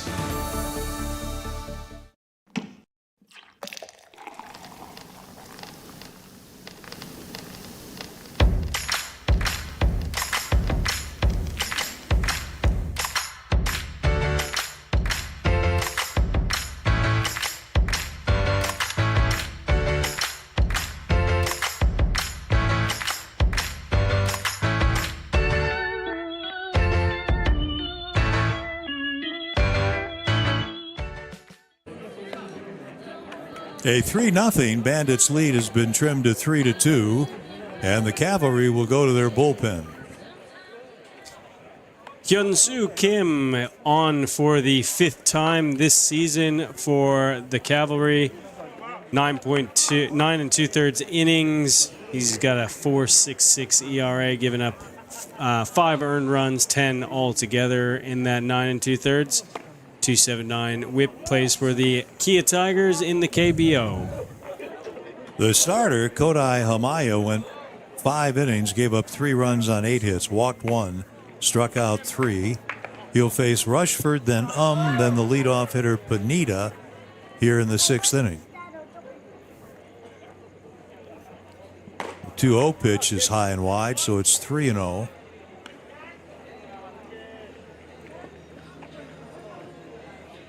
Rushford, in the 8th slot in the order tonight, has popped to second and gone down swinging. That's well positioned, knee high inside corner, and it's 3-1. You know, we talk about Rushford and Hall and, you know, their pedigree and their, you know, a lot of potential in them. The thing I see guys that are excellent defenders. They play their positions very well. Rushford in particular out in the outfield plays really well in all 3 outfield positions. The hitting will come. The bats will heat up. You know, it's a cyclical thing, baseball. So I think there's a lot of potential in these two guys. Rushford checks his swing and draws a leadoff walk here in the 6th inning. So that's good news. And it'll take us to the 9th hitter, Young Chan who is singled and grounded to second. Does not look at a lot of pitches. No, he's a free swinger, but you know when you're young, that's the way you are. You like to swing a lot of pitches. He's ready to bunt, and the play will be to first base. It goes 1-4, and a sacrifice moves Rushford to second base. Well, the Cavalry were not looking for the sacrifice, but there it came, and I was about to get into a bit of discussion on that, but it's happened, an odd sacrifice. But, at the same time, I like the strategy from Shane Watson, and, probably could have brought that a little bit closer to the line to make sure of things, but a great job bunting that pitch to move Rushford up. Now Jack Pineda, who's been on base 3 times, a single, a fielder's choice, and hit by a pitch. Chance to make it 4-2, and he looks at strike 1. If you look at Major League Baseball, and I do, the number of sacrifice hits this past season is only 25% of the number of sacrifice hits in 2000 in Major League Baseball. And I dare say, and I could be wrong in this, but I dare say that the Arizona Diamondbacks had the vast majority of those. I can only tell you, now we're getting into some math, in 2000 in Major League Baseball, there were .34 sacrifice hits per game. Not sacrifice flies, sacrifice bunts. Here's a shot to left. He goes the opposite way. Rushford stops at second. Azuma gets the ball in, and a big hit is second of the night for Pineda. And we've got runners at first and third with 1 out as the Bandits try to add to their 3-2 lead. Good piece of hitting there from Jack Pineda. Goes opposite field, sneaks it past Park at shortstop. Rushford unfortunately had to freeze on that line drive, as you should do, to make sure that got through, and so he stops at third. But good piece of hitting by Jack Pineda, and things are really moving here. Here is Dermot Fritsch, who has doubled his last 2 times up. Ground ball to Park to Greer, 1 on to first, and that is an inning-ending double play. And the Bandits leave a runner at third base. So, no runs in the 6th inning, and on to the 7th we go. It is the Bandits 3 and the Cavalry 2. Great job, Chef. Thanks. Who wants a drink?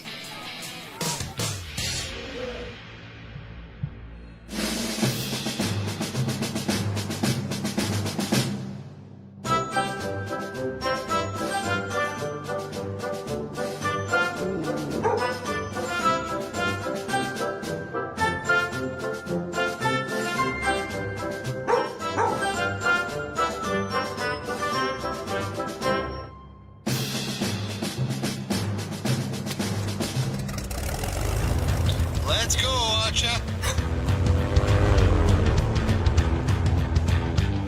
Beers away.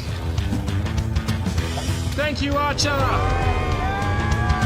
Looks like these guys are working up a tropical thirst, Archer. Thank you, Archer! Beers to the beach. Thank you, Archer! They look thirsty down there in the outback, Archer. We'll all be. Thank you, Archer! Yeah!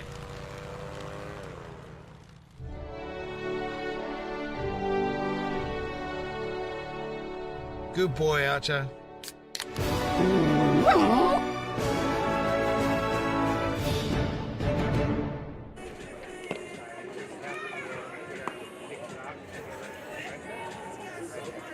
Through 6 innings tonight, we've got quite a ball game again. And the Bandits clinging to a 3-2 lead against the lowly Canberra Cavalry, coming in with a record of 3-8. And here we go with the 7, 8, and 9 hitters for the Cavalry in the 7th against Youngwon Lim, who has been brilliant. Cam Tilley is called out on strikes and grounded out. He's 0 for 2. He's the DH. He's had 16 at-bats in the young season and managed a couple of hits. So Lim now, third pitcher of the night, has pitched 7 2/3 innings, allowed 1 hit. That's it. He's done a heck of a job. The Korean right-hander who comes sidearm. The ball looped to right, may drop. Little Texas League single picked up by Skepton. And Cam Tilley has a leadoff single in the 7th inning. I knew I shouldn't have mentioned that he'd allowed only 1 hit in 7 you jinxed 2/3. it. Yeah. Jinxed it, Ken. I mean, I don't think we have that kind of power here, but maybe we do. Good news for the Bandits is that Lem is not a big strikeout guy. He's more of a soft contact, as we just saw there, but a lot of ground balls as well. So the opportunity here to roll 2 up is very high. Moritz, the batter, came in hitting .282, throw to first, and everybody's stretched out, and Tilley is back safely.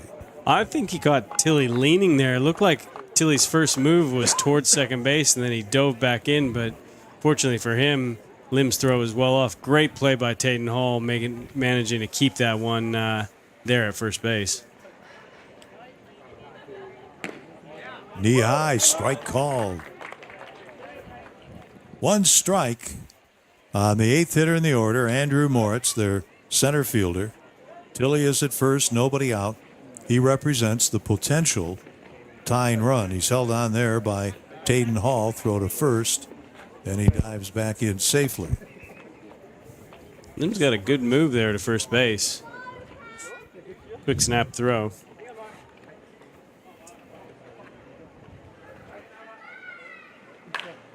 Here's a shot foul off to the left.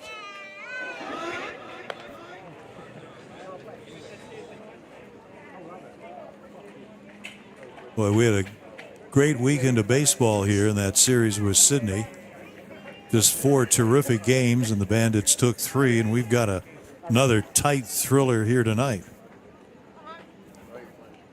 Yeah, baseball has been very good. Even that series down in Melbourne was really fun to watch. A lot going on. Very exciting baseball. Excellent pitching. Really pretty good defense, apart from about 1 inning there in Game 3. Moritz up there. He's a St. Louis, Missouri native, drafted in 2018 in the 6th round by the Atlanta Braves. So he's got some talent. He looks at 1 low and away. 1 ball, 2 strikes. Played at North Carolina Greensboro in his college days. Played in the Atlanta organization from 2018 through this past season. Was in Double-A this past season. And then got released. Ended up playing in the Atlantic League, another independent league. Count now, 2 balls, 2 strikes on Andrew Moritz. Played there for the Lexington Counterclocks. Oh, there's some names, aren't there?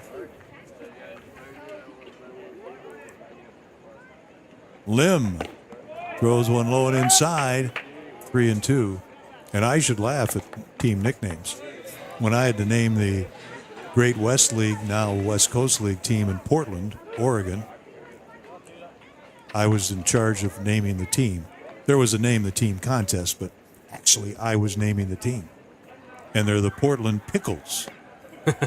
So, I mean, I can't really say anything about a crazy nickname like for a team. Portland Pickles, they got the Hillsboro Hops out there now. Yeah, they do. The Hops. They're on the west side, and the Pickles are on the east side.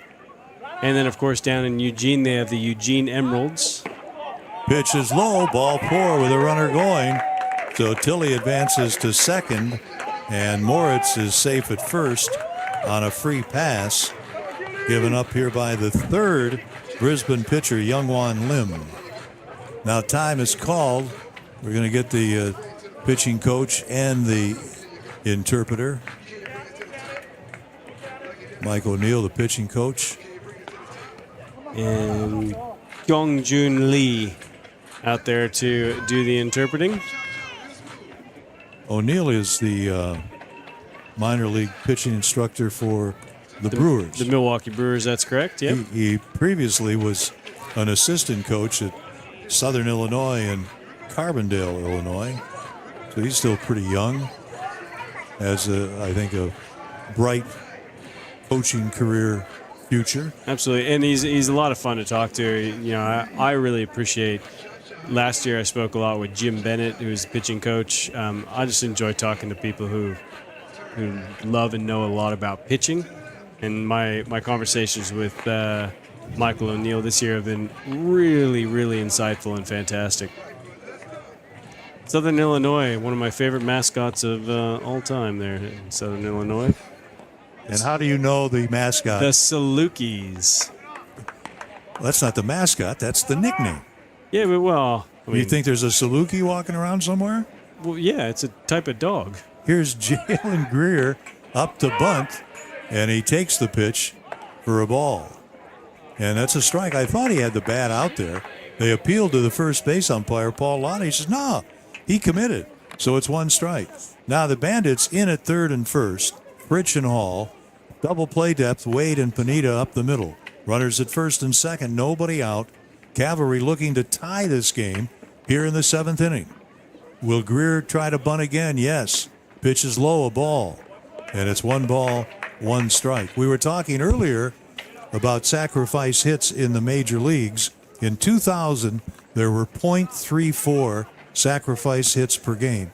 This last year, .09. Literally 25% of the sacrifice hits from 23 years ago. And here tonight, we got sacrifice hits everywhere. There's a strike. So the sacrifice situation may be erased here. Doesn't have to be, and it may not be, but there's a good chance it'll be.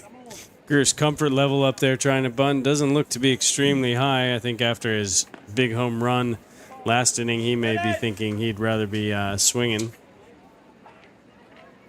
Lim looking for the first out of the inning.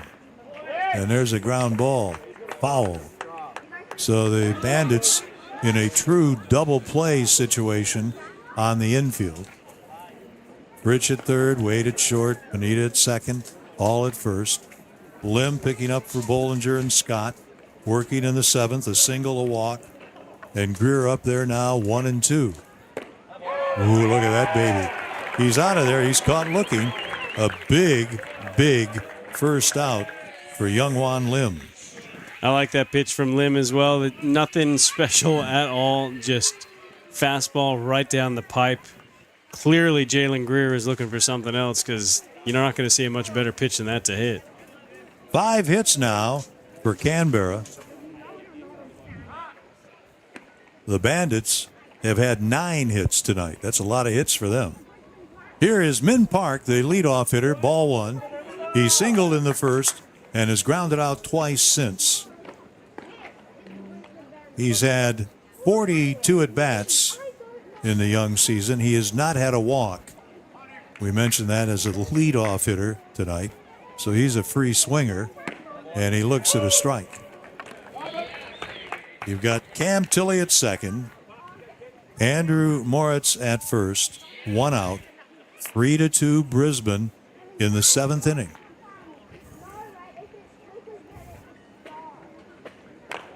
That one chopped foul off the dish. Lim can be brutal on right-handed hitters when he comes sidearm. That last pitch, he was very much sidearm.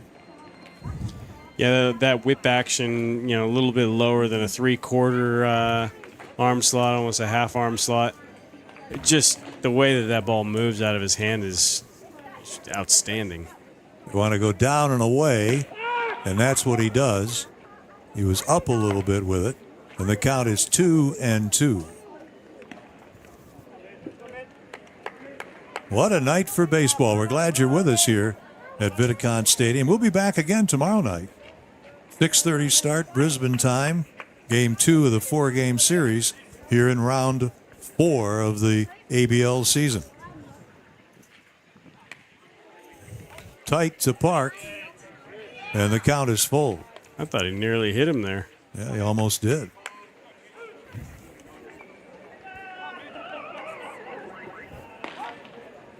If you joined us late, Ryan Bollinger was terrific tonight as the Bandits starter. Went 5 2/3, his longest outing of the campaign. Allowed 1 run, 3 hits. Walked 1, fanned 5. Since then, it's been a little rockier. Can Lim dish up a ground ball? This one goes to the backstop. Tilley will advance to third. Moritz to second with 1 out. What happened there? It was a bad pitch and a walk, so it didn't really matter. It looked like it was catchable, but apparently not.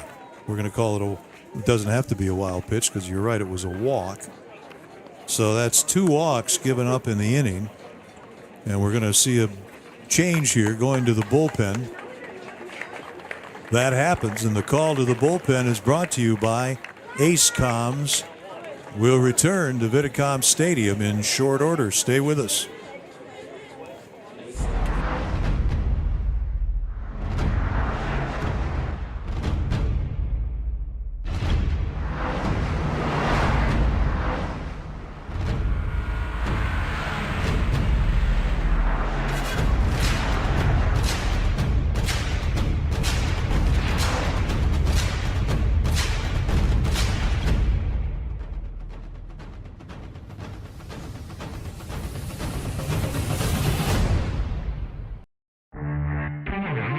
The Hino 300 series set the safety benchmark with Hino SmartSafe. Built for safety, ready for anything.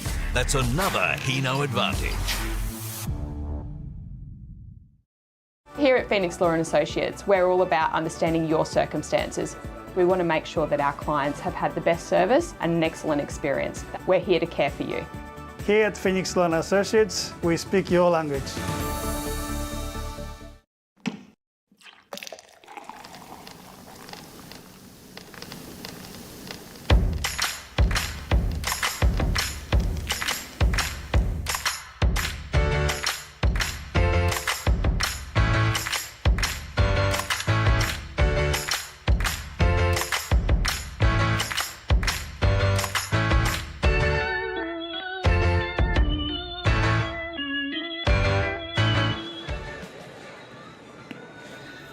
The 4th pitcher of the night comes in for the Bandits, talking with the skipper, Shane Watson, before the game, and we talked about the fact that the bullpen has been extremely strong for Brisbane this season. This night, it's not quite been as strong as usual.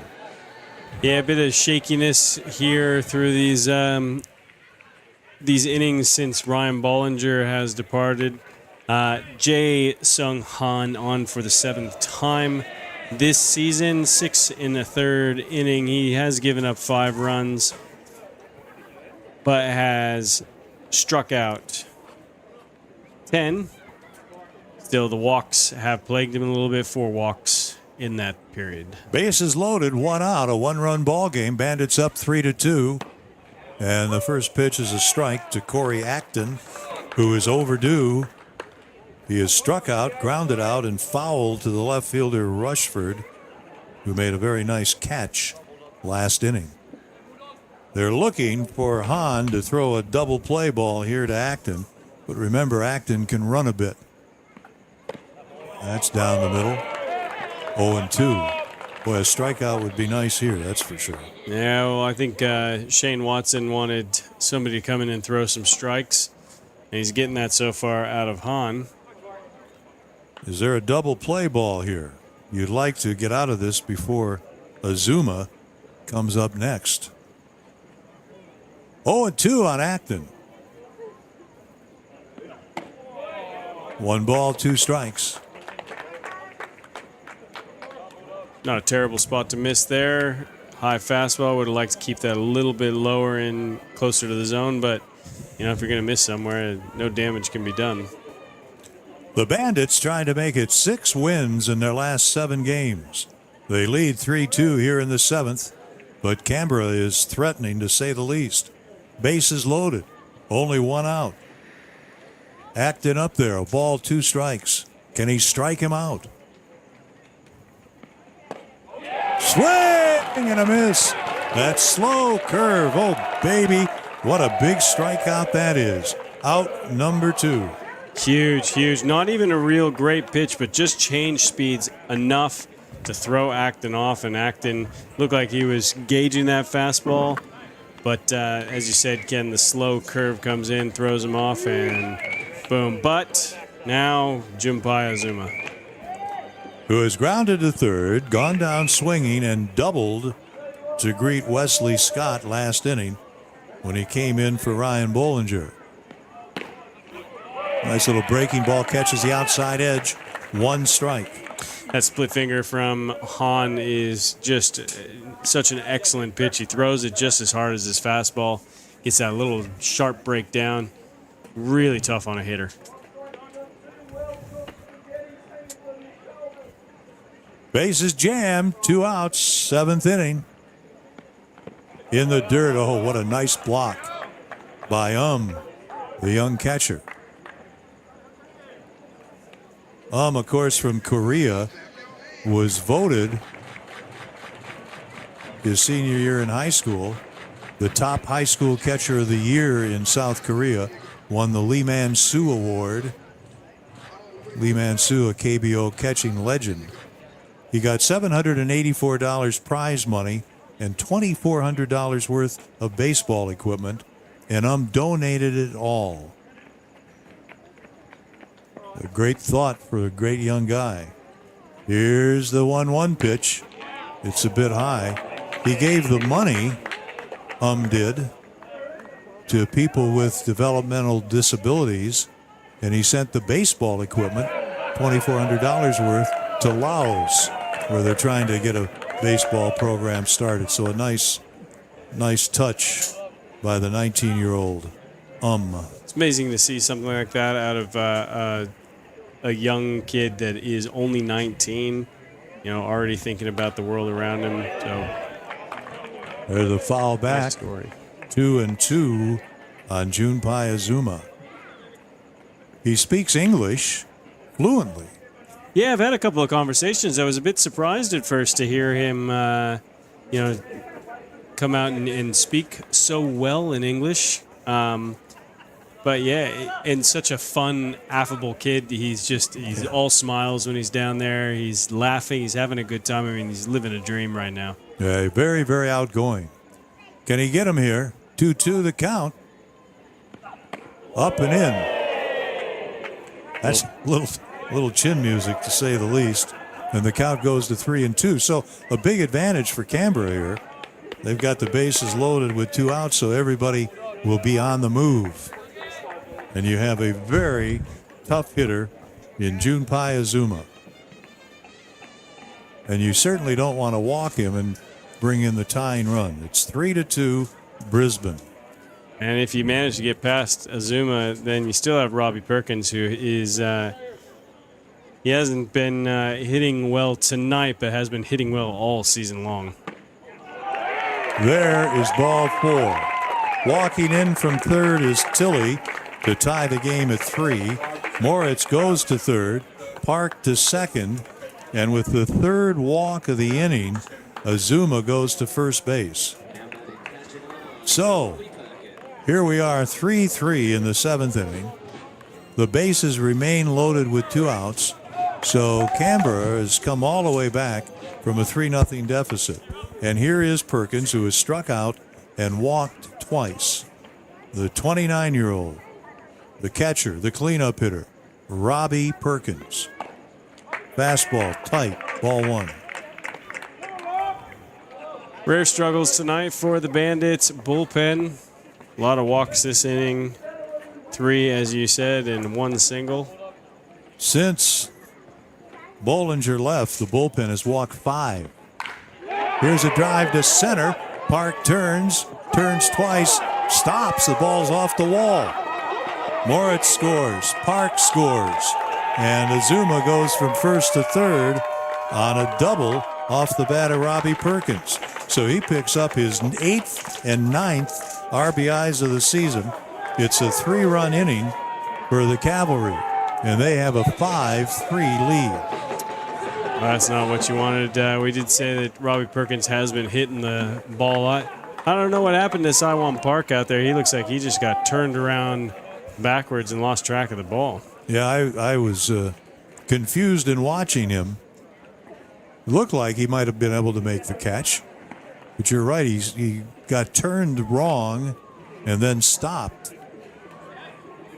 He sort of had a pause out there. I thought maybe it wasn't hit as well as I thought it was, and that he had a beat on it, but then it just kept carrying up over his head. This is Harry Fullerton, who's the 8th batter for Canberra here in the 7th inning. Again, they lead it 5-3. They were down 3-0. All their scoring has come here in the 6th and the 7th, and the count is 2-0 on Fullerton. So the bullpen, Wesley Scott, Youngwon Lim, and Jae-Sung Han, has simply not done the job, and walks have killed them. There have been only 3 hits against the bullpen, but the walks, the wild pitches, have been destructive. This one pulled foul. Well, walks are, a pitcher's death knell, really. You start walking guys, bad things happen every single time. Tonight's no exception. Youngwon Lim goes 2/3 of an inning and is charged with 3 runs. Gave up 1 hit. Swing and a miss. Oh, those bases on balls. Obviously, the one that stings the most is probably the one issued to Junpei Azuma with the bases loaded. That is painful. Brought in the tying run. Fullerton up there, 2 balls, 2 strikes, runners at second and third, and he swings and misses. So Hahn picks up his second strikeout. The Bandits all of a sudden see their lead disappear in the 7th inning. 3 runs on 2 hits, 2 runners left, and it's time for the 7th inning stretch. Some work to be done by the Bandits. They trail in this game 5-3, and you're watching the Australian Baseball League on Baseball Plus. Great job, Chef. Thanks. Who wants a drink?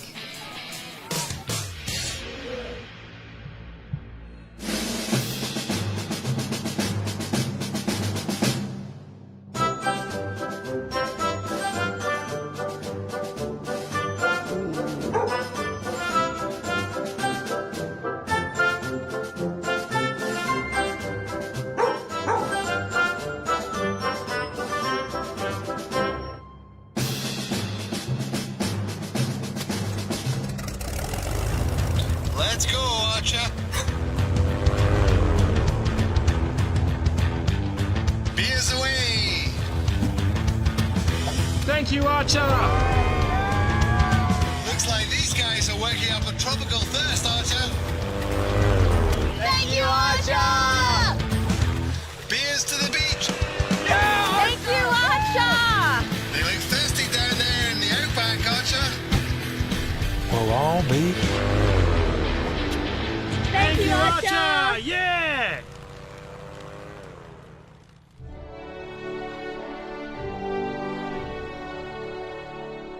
Good boy, Archer.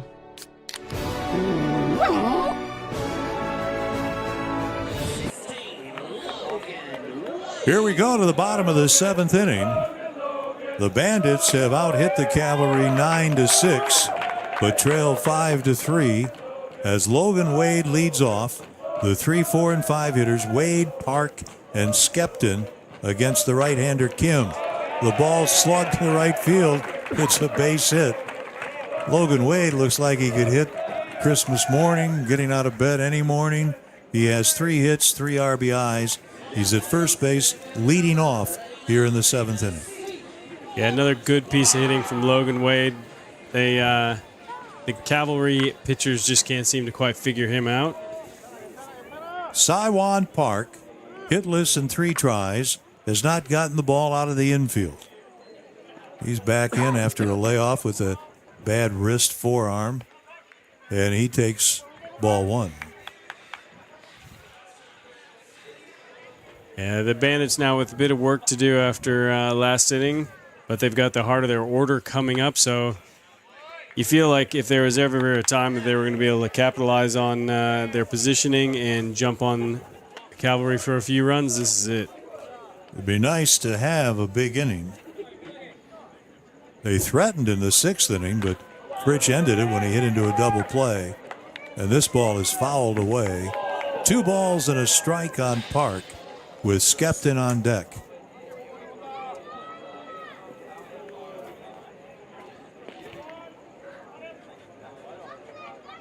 The Bandits as a team hitting a rather meager 209. Tonight, improving that a bit. Fastball misses. Interestingly enough, Canberra, though they're in last place, well behind the Bandits in the standings, as a team hitting 234. So if team batting average means much to you, Canberra surprisingly out hitting the Bandits. Swing and a miss. Yeah, you know, you look at the numbers without having seen, maybe not seen any of the games, and you go, well, how is it that they could be 3-8? But that's baseball. You know, you can get a few hits, and all of a sudden you run into a bit of bad luck. Something doesn't break your way, and you're 3-8. Here's the next one, fouled over our heads.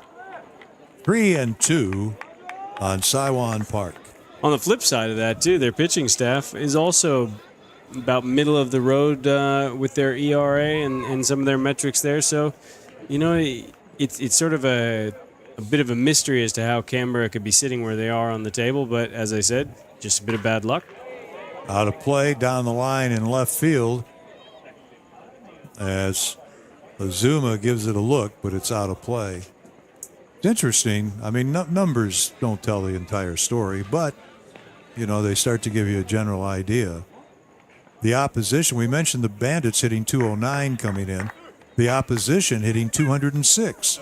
Tops in the league, the lowest opposition batting average. Best in the league. Swing and a miss. So that'll do it for Saiwan Park. And remaining at first is Logan Wade with 1 out. I think Saiwan Park, you're starting to see the frustration in his at-bats as well. You know, he's a very good hitter, but that last swing was not very pretty. Now, time called. We're going to get a conference out on the mound.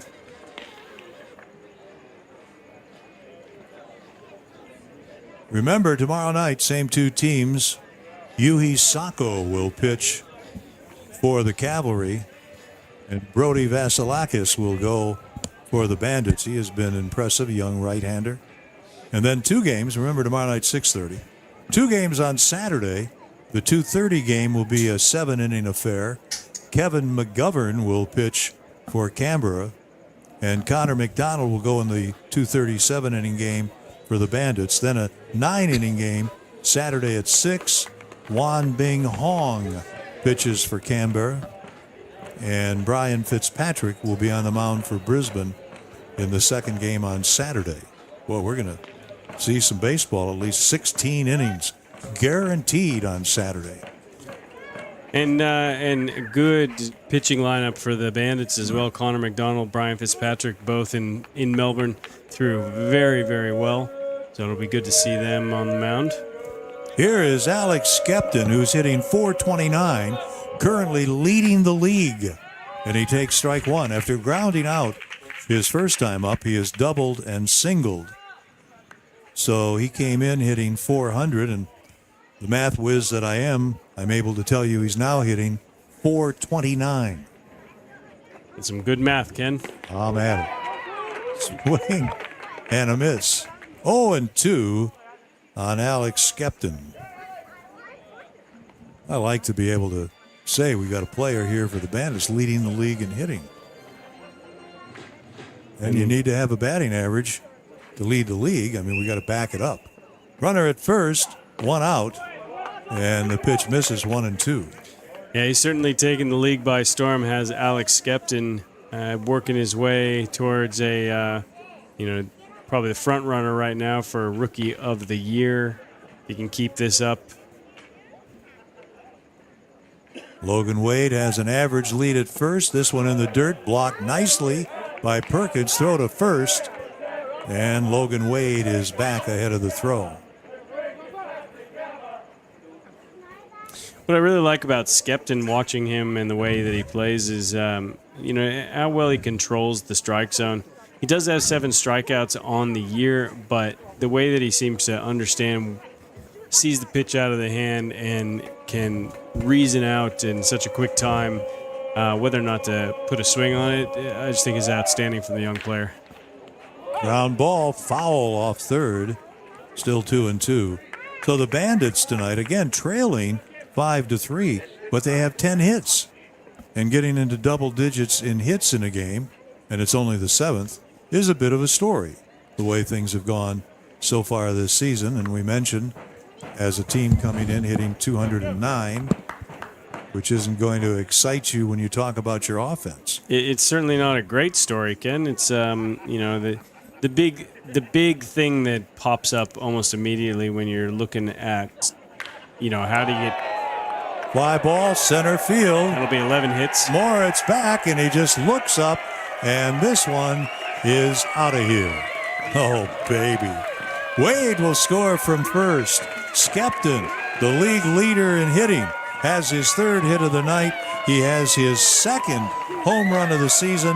RBIs 6 and 7.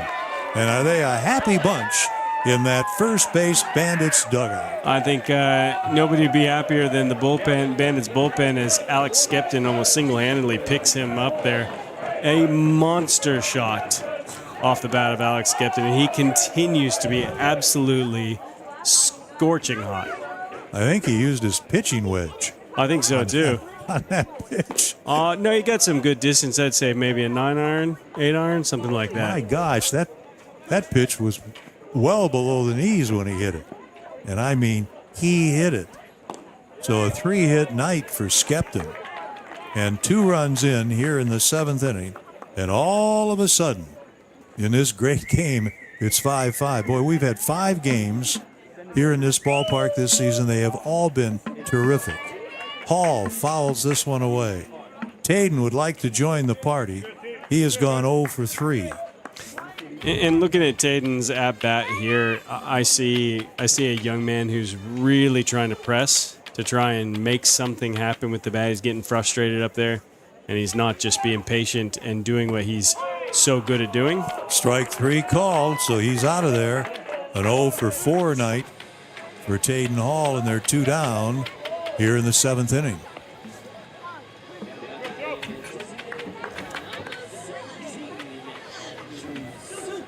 Second strikeout for Yan So Kim in relief of Kodai Hamaya. And the veteran Andrew Soupy Campbell steps in. He's gotten a walk tonight and is 0 for 2. Here's how the hits have gone. Bonita has had 2 hits. Fritsch has had 2 hits. Wade has had 3 hits and driven in 3. And Skepton has had 3 hits, including the 2-run homer you just saw. They have been the big guns tonight for Shane Watson's ball club. And you would think with all that, all those hits and all that traffic on the base paths, you'd see a different tail of the tape on the scoreboard. The number that jumps out at me and has continued to jump out at me all season long is the 2 for 12 with runners in scoring position. The Bandits are getting themselves in good position to score runs. They just seem to get to that point and then struggle to get them across the plate. That's something that Shane Watson will definitely be working with his team, and I will end that thought there, Ken. As it turns out, Kim for the Cavalry strikes out the side, but he gives up a huge 2-run homer to Alex Skepton, and it's on to the 8th inning. The Bandits and Cavalry are all knotted up at 5 aside. Welcome to Ace Comms, two-way radio and body-worn camera specialists. AceComms is proudly the Australian distributor for Motorola Solutions. AceComms was formed in 1988 in South Africa and has grown into a premier wireless communications technologies distributor. With a primary focus on Motorola Solutions, we also supply a wide variety of leading radio communications brands. We welcome the opportunity to discuss our partner network opportunity with you. Leverage off the high-demand wireless comms industry and let AceComms empower your business to grow.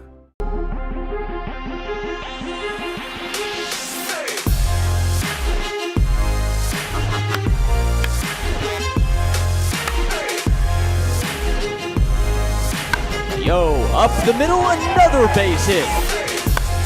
Last Sunday, now he banks one to right field. 2.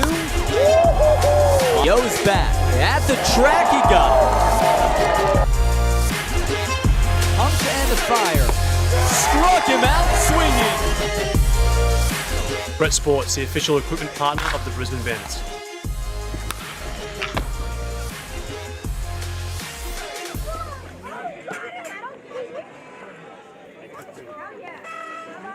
So the Bandits have really utilized their bullpen in this contest. The bullpen has struggled, but the Bandits' bats have been booming. The Bandits with 5 runs, 11 hits. The Cavalry 5 runs and 6 hits. Kaino Wynyard on for the Bandits out of the bullpen. He's seeing his 4th game of action. Struggled a bit down in Melbourne, gave up a few runs in that game 3. But so far, he has passed the eye test. He's thrown very well over 4 innings. Has given up a few hits, but strikeout numbers are good. It just needs to keep those walks down. So it's been Bollinger, Scott, Lim, Hahn, and now the 5th pitcher of the night.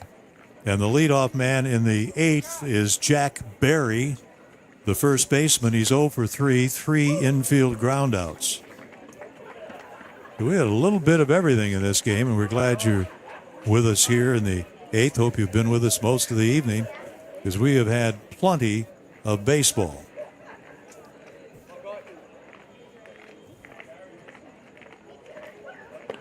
Here's one low and away, a ball and a strike. Wynyard is just a 21-year-old. 6-footer, goes about 175 pounds. Texas Rangers organization. Misses. Played 3 seasons in the Rangers organization through this last 2023 season. 58 games in 3 minor league seasons with an ERA of 3.93. And he misses to Jack Barry, and the count is 3-1. So a good hitter's situation here for Barry, looking for the Canberra Cavalry's 7th hit of the night. They scored 2 in the 6th, 3 in the 7th, and now they want to stop them here, and he swings and doesn't get it. So 3-2. Shane Watson definitely would like to see anything but a walk here. If they can get Barry, get Wynyard through at least 2 outs here, they've got Carter Hope getting ready in the bullpen, and we know what a lights-out pitcher he can be. So, and Wynyard just needs to. This one hit to center. It's been well tagged, and shy of the track there to make the catch is Park. So Jack Barry is out number 1 here in the 8th inning. Well, I think that puckered a few here in the ballpark off the bat of Jack Barry. He's a big boy, and he can hit the ball a ton, but just a little bit too high, not near far enough. Cam Tilley, the DH, 7th hitter in the Canberra order, has a single in 3 tries. He's basically a catcher first baseman serving as the DH tonight, and it's ball 1. Kai Noah Wynyard, Kai-Noa, Kai Noah. And then a whole bunch of Y's. This one is low. When I saw Kai Noah, I said right away Hawaii. And then I looked around and I said, why would it be Hawaiian? Where's the connection? So I asked him, and he explained to me, yes, Kainoa, that's Hawaiian. Here's the pitch. Ooh, that looked pretty good. And I said, well, how did you get a Hawaiian name? He said, family ties to New Zealand, to islands, and that's how I got a Hawaiian name. I said, okay, I'll buy into that. Kainoa Wynyard. That's a strike on Cam Tilley with one out, nobody on here in the Cavalry 8th. And this game is tied 5-5. But, a lot of the islander peoples that populate this part of the world, all the way over to Hawaii, they're all very interconnected. There's a lot of cultural similarities. So it's not absolutely not a surprise to find out that there's connections that cross the Pacific Ocean like that. Polynesian world is vast. More reasons than one. Wow, he reared back and just buried that one. He just threw it by Tilley, and quickly 2 outs for Kainoa Wynyard. Now looking for the 3rd out in the inning. Boy, he could just come in here in the 8th and mow him down 1, 2, 3. That'd be a real plus. Yeah, that's the best case scenario for manager Shane Watson. Get ready to try and get a run across in the 8th and then bring out Carter Hope to shut the door. First pitch is a strike on the 8th hitter in the order, Andrew Moritz, who was grounded to second, taking a called 3rd strike, and walked last inning when the Cavalry scored 3. So now it's 5-5 as Skepton came up in the bottom of the 7th inning with a 2-run homer. This game was a rather peaceful affair through 4.5 innings, and then it's been an entirely different game since. And this one is hot. Felt like a bit of a pitcher's duel the first 5 innings, and then all of a sudden it became a slugfest. Jalen Greer homering tonight for the Cavalry. Alex Skepton for the Bandits. That's a good pitch, in for a strike. 2 balls, 2 strikes on Moritz. 2 outs, nobody on here in the Cavalry 8th. Looking ahead to the bottom of the 8th. The 8, 9, and 1 hitters for the Bandits. Rushford, and Pineda. Swing and a miss. What an inning for Kainoa Wynyard. He strikes out 2 in a 1-2-3 frame. And let's go to the bottom of the 8th inning. See what the Bandits can come up with. This is Brisbane Bandits baseball on ABL's Baseball Plus.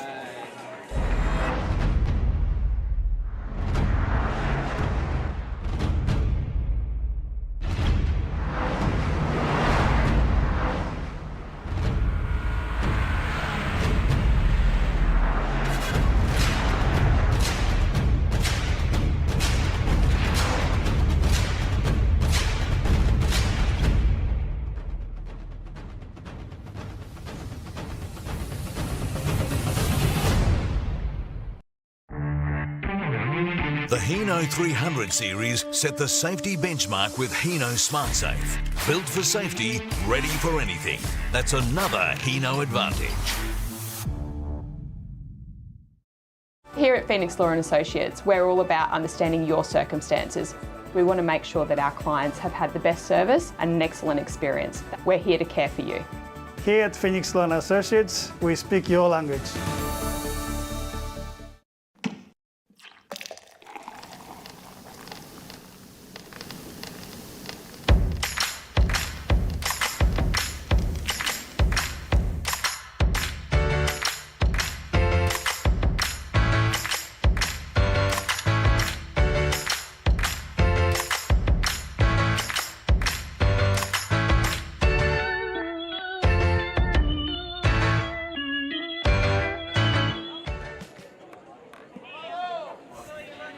Well, we've got a new pitcher, the 3rd of the night for the Canberra Cavalry. And I just like the way he wears his socks and his pants. He comes in, Do Yu Kwak, GWAK.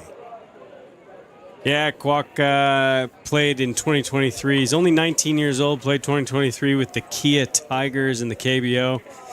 8.49 ERA, so not really stellar on that end, but he's got some good pure stuff.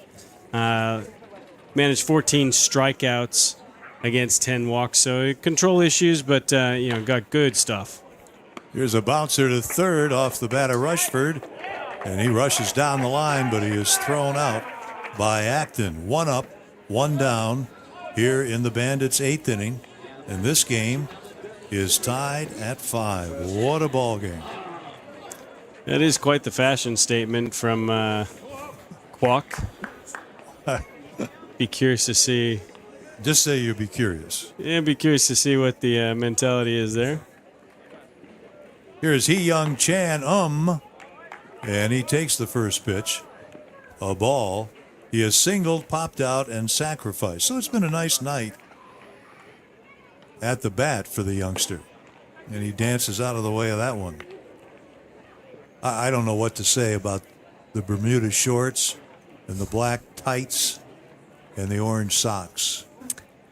Look, it's a good look, I think, but I always find it really funny when you see professional athletes and the affectations that they take on and what they do to, and why they do it. And this would be worth a conversation, like, what's with the pants? I'd hate to find out what the why is.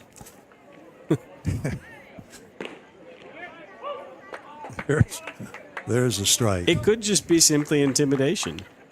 That's going to intimidate somebody? Well, I don't know. I mean, you sit there, you're up at bat, and you're befuddled by these. Nice play at third by Acton on that big chopper off the bat of and it's 2 up and 2 down. Whatever it is, it's working.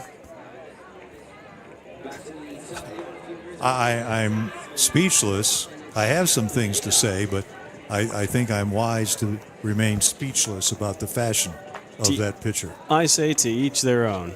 That's it. To each their own.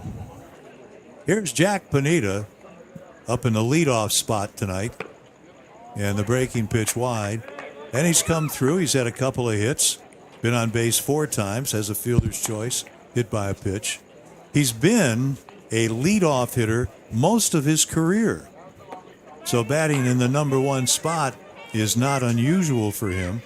He was a leadoff hitter throughout his college days at Baylor University.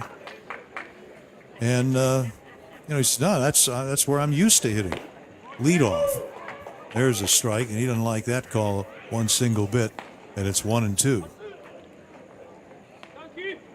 Pineda looks like a hitter, but he has a tough time with left-handed pitching, and now he gets hit. So he'll go to first base. That's a couple of those tonight. Right, second time he's been hit. Well, when you're a leadoff hitter, you're supposed to be on base a lot. He stepped up 5 times, and he's gone to first base 5 times. I mentioned Pineda has struggled with left-handed pitching, so he's probably happy to get hit. But he's hitting 353 coming in against right-handers and 083 against left-handed pitching. So, you're going to make some progress in pro ball. You're going to, as a left-handed hitter, you're going to have to be able to hit the southpaws a little bit anyway. Yeah, you're going to need to even out those splits a bit. Fritsch, a pair of doubles, 2 for 4, 2 outs. Pineda, potential go-ahead run in the 8th inning at first base. 5-5 the score. Strike call. It's interesting. You say he's got the such a wide split margin there between righties and lefties, and you see that in the bigs as well in the major leagues, that they'll have guys that have splits one way or the other, and then they platoon, and it's usually outfielders that do it, that they platoon in the outfield. But you never really hear about infielders that do platooning, where they got a guy who plays second base who happens to hit righties really well and, not lefties, and vice versa. Throw to first, And Panita gets back. A little trickeration from Jack Barry there. Yeah, that works hardly ever. Yeah. But it's a nice try. The count on Fritsch is 0-2. He chops it up the middle. The shortstop Park throws him out. So don't go anywhere, friends. This is a dandy. We're going to the 9th inning at Vidicon Stadium here in Brisbane. And the Canberra Cavalry and the Brisbane Bandits are tied at 5. Great job, Chef. Thanks. Who wants a drink?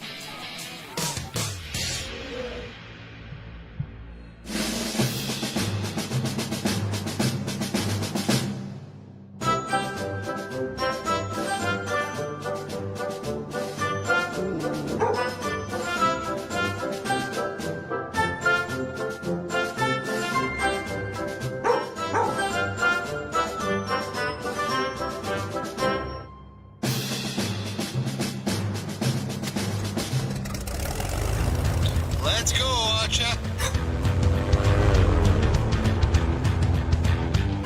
Beers away. Thank you, Archer. Looks like these guys are working up a tropical thirst, Archer. Thank you, Archer! Beers to the beach. Thank you, Archer! They look thirsty down there in the outback, Archer. We'll all be. Thank you, Archer! Yeah!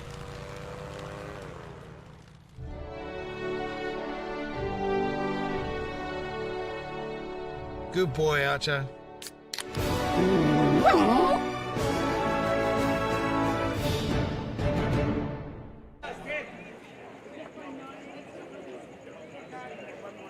We have come to the 9th inning at Vidicon Stadium. Ken Wilson, C.J. Barnes, and the Bandits and the Cavalry. 9th hitter leads off the 9th for the Cavalry, Jalen Greer, and he takes strike one. He hit a home run back in inning number 6.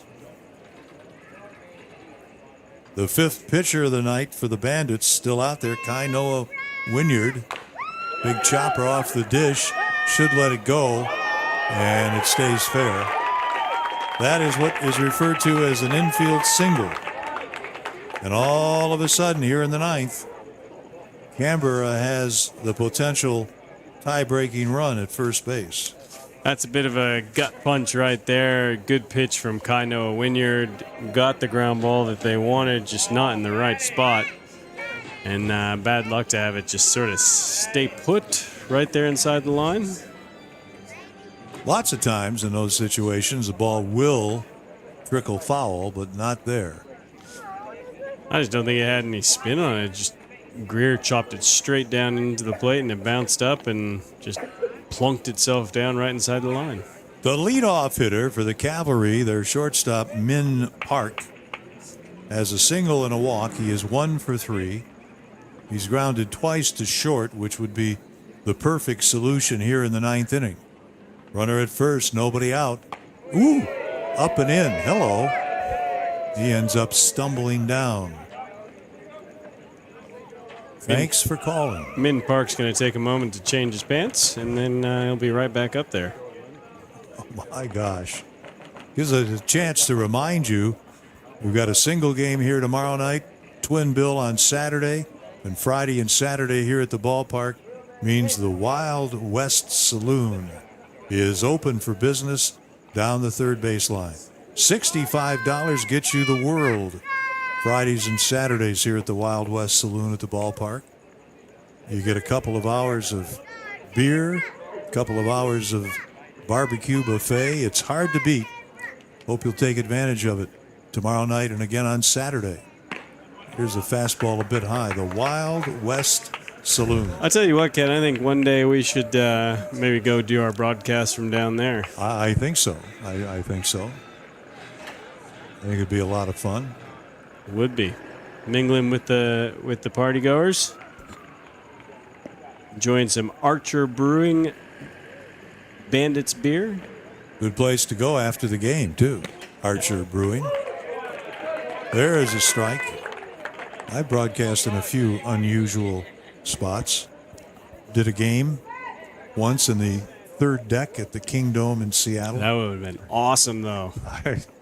They were trying to sell tickets up there.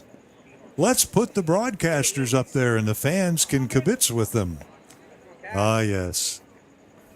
Here's the pitch. Popped up. Drifting to left center is Wade Logan. He calls and makes the catch. Back to first goes Greer. And there's one out here in the ninth inning for the Cavalry. Big out there for Kainoa Wynyard. That was, getting that first one, especially here and in the ninth, game tied. Setting the Bandits up for the big walk-off win that's going to be coming in 2 more outs. 3, 4, 5 hitters in the bottom of the ninth for Brisbane. Logan Wade, Saiwan Park, and Alex Skepton, who has 3 hits tonight, including a 2-run homer that tied it in the 7th inning. Throw to first, back in time. Also another great broadcast location, which would be similar to the Wild West Saloon, at Old Civic Stadium in Portland, Oregon, during Civic Stadium. A major league stoppage in play. Here's a fastball in for a strike.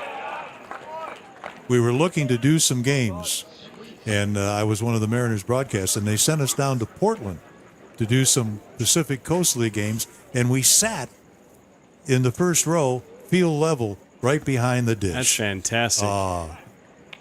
Old Civic Stadium. Wasn't it something? Was that for the Portland Beavers then it would have been? Yes, the Portland Beavers. Beavers. So we sat there and did Pacific Coast League games while Major League Baseball was shut down. So that would have been, what, about 1994? No, it would have been well before that. Oh, right, okay. Well, I'm not saying the 20s or 30s, but well before what you're mentioning. There was a guy I remember who played for the Portland Beavers for a long time. Bernardo Brito was his name. He played for the Beavers for years. Never quite cracked the. Cracked the show. He was always there on the Beavers. Bandits look for 2. Swing and a miss.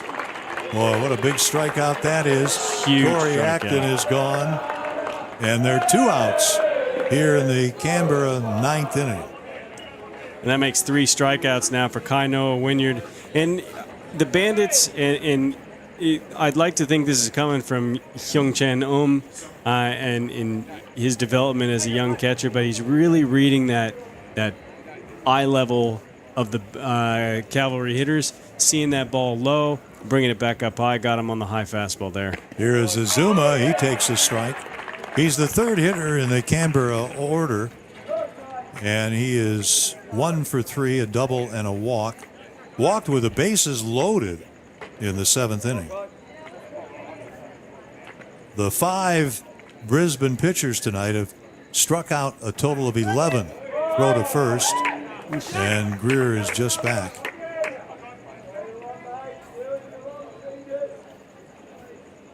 I think Greer's found his max lead out there. That one was very close. Wynyard with a very good move from to first base.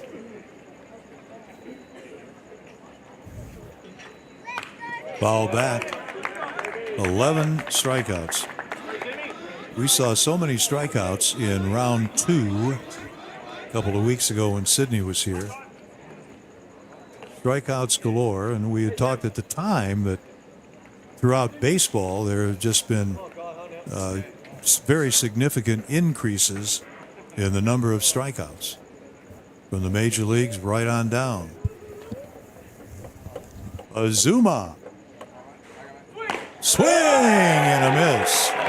Oh, baby. 12 strikeouts tonight for Bandits pitchers.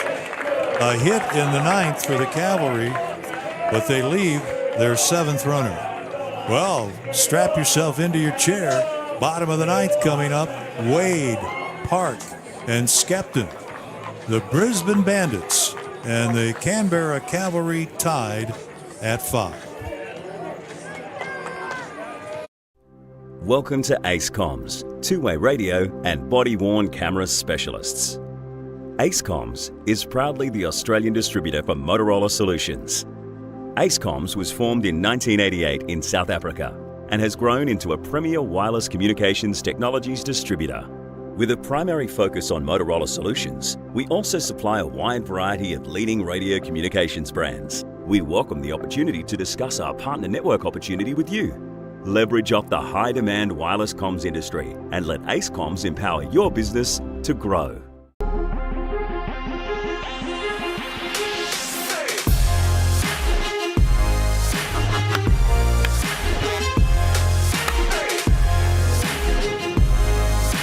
Yo, up the middle, another base hit. Last Sunday, now he banks one to right field. 2. Yo's back. At the track he got it.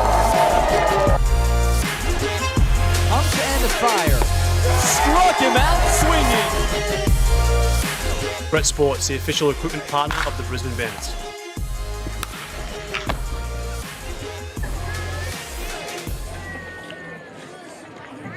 Well, it's just about as exciting as it's going to get. Tide going to the bottom of the ninth, the Brain Trust over there. I recognize that fella on the left. Yeah, that's the great Dave Nilsson, longtime skipper of the Brisbane Bandits. He did say when he handed the reins over to Shane Watson that he'd be around, looking in on things, just letting his presence be felt. He is absolute baseball royalty in Australia and on to new adventures in the United States. And a new pitcher, the fourth of the night for Canberra, and it is Tyler Lunecki. Tyler Lunecki hails from Naples, Florida. Spent time at Wright State, Southern Illinois in the Frontier League. Spent the last few seasons in the Frontier League, as well as the American Association. Played for Sussex County as well, and now with Canberra on for the 6th time. Here is Logan Wade. What a night he has had. He takes the fastball high. He singled in the first, grounded out in the third, driving in a run, singled in 2 in the 5th, and then led off the 7th with a single and scored on the Skepton home run. So it is 5-5. And there's a strike. Lunecki is one of 2 closers that manager Keith Ward uses. The other is Suma Tokuyama. So they pretty well share that role. That's a ball. Lunecki's got some interesting stat lines. He's posting a 3.52 ERA so far this season in 7 2/3 innings pitched, but only a .65 WHIP. So he doesn't let a lot of guys on base, but still manages to give up some runs. Down the line and left, Azuma goes over, and this one falls out of his reach. The whip. Walks, hits for innings pitched. For innings pitched, that's right. There you go. That's right. So he's giving up less than 1 walk and hit per innings pitched, and significantly under that mark. So it's a bit of a strange sort of mix there. He has given up 2 home runs, and I think that probably explains it. But yeah. 2-2 the count on Logan Wade, now 3-2.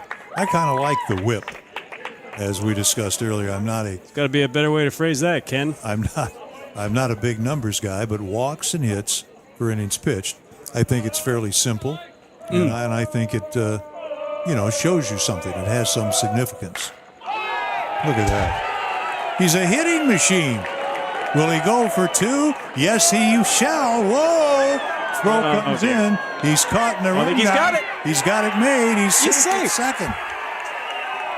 The Canberra Cavalry got in a situation where they were throwing the ball too long a distance, trying to catch Logan Wade in the rundown, and the skipper is out. Keith Ward, not very happy with the call by the umpire, James Shields. Boy, that was a tough spot to be in for Logan Wade. I think the shortstop Park, who got the ball in, he let go of that ball a little bit too soon. He should have run Logan Wade a little bit further back. He threw it almost immediately when he got it, and that allowed Wade to make the turn quickly and got in there. Look, it wasn't the best slide ever, and for you kids watching at home, that's terrible base running, but works out for Wade, and now he's at second base. So he'll get a single, and he goes to second, so to speak, on the throw. And the batter is Saiwan Park, 0 for 4. And he tries to bunt the ball and fouls it away. Good idea. You got a chance to win it here in the bottom of the ninth. Potential winning run at second base, nobody out. Hey, give up an out to move Logan Wade to third base. Especially with the guy on deck, although I dare say that if Saiwan Park manages... Oh, it's actually Will Riley up there right now to get this bunt down. I'm sorry. But if Riley manages to get the ball down and move him over... Takes a strike. So Will Riley is pinch hitting here for Saiwan Park. So Riley is in the game for the center fielder. Now what's going to happen? Typically, you'll swing away with 2 strikes. Not always. The third baseman in Acton thinking he might still bunt, but he's going to swing, and he takes a ball. So now, if you're Will Riley, you're thinking, I'm going to pull the ball on the ground to the right side. And if I'm Tyler Lunecki, I'm living on the outside part of that plate.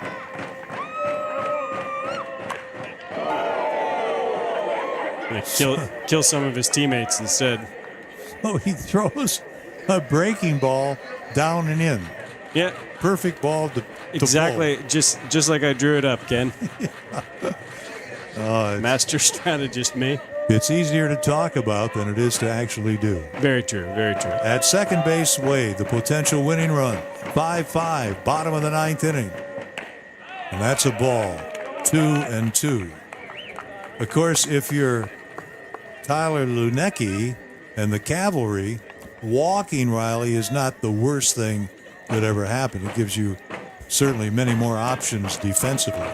Well, the thing is that walking Riley here, there's left field. Here comes Wade. He'll hold on. The throw comes home, and holding it first is the pinch hitter, Will Riley. Well, oh, baby. Now you say to yourself, runners at first and third, nobody out. And I hate to say this, but if I were sitting at home watching or sitting in the stands watching, I would turn to my neighbor and say, there's no way you don't win it now. Well, look, that is the case. What I'm going to be really surprised to find out here is that they pitched to Alex Skepton. Because at this stage, you already got a guy there. The guy on second base doesn't matter. You intentionally walk Alex Skepton. Absolutely. That is the right move right there to face Tayden Hall. Tayden Hall has been struggling all night. Alex Skepton has been doing anything but.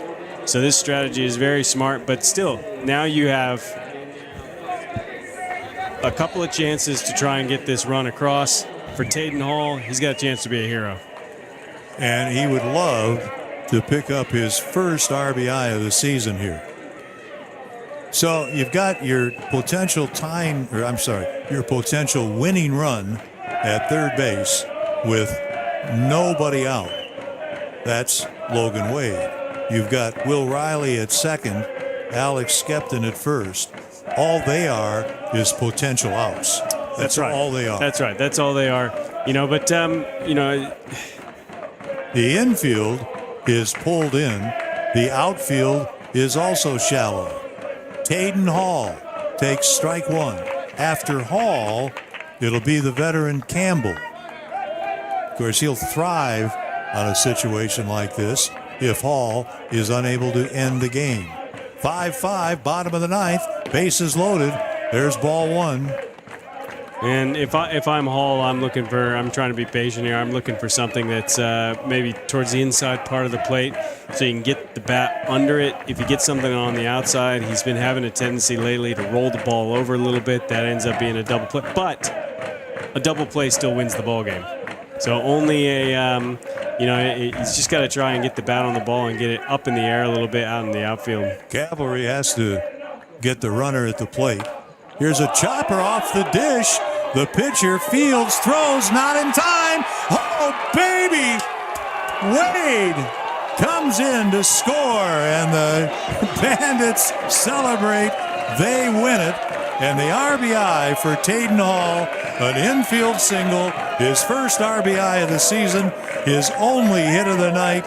It doesn't come any bigger than that, and Brisbane wins it by a score of 6-5. They have now won 6 of their last 7, 7 of their last 9 games, and their record, CJ, is up to 8-5. Man, and this is about as fun as baseball gets right here, the walk-off. And, you know, awesome for Taden Hall, who has been struggling at the plate. All he had to do was try and get the bat on the ball. He does the job. Now he gets to be the hero. That's fantastic for that young man. But great job by Logan Wade getting things started, by Will Riley coming in, getting that base knock. Just an all-around. It wasn't a pretty game, but it sure was a fun one. That's for sure. In the 9th, the Bandits leave 3, so they strand 12 in this game.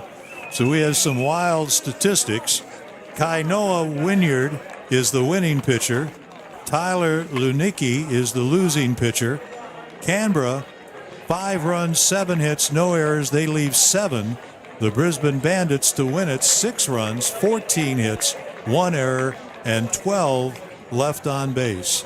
I'm telling you, we have seen 5 games here, 4 with Sydney, 1 now with Canberra, and I don't think the games could be any greater. No, not at all. They're just about as exciting as they get, and as much as we enjoy having people listen to us on the broadcast, tell you what, it's so much better in person. If you can get out here, I would highly recommend it, because there's some great ball being played. Boy, oh boy, it's just so much fun here at the ballpark. Great food.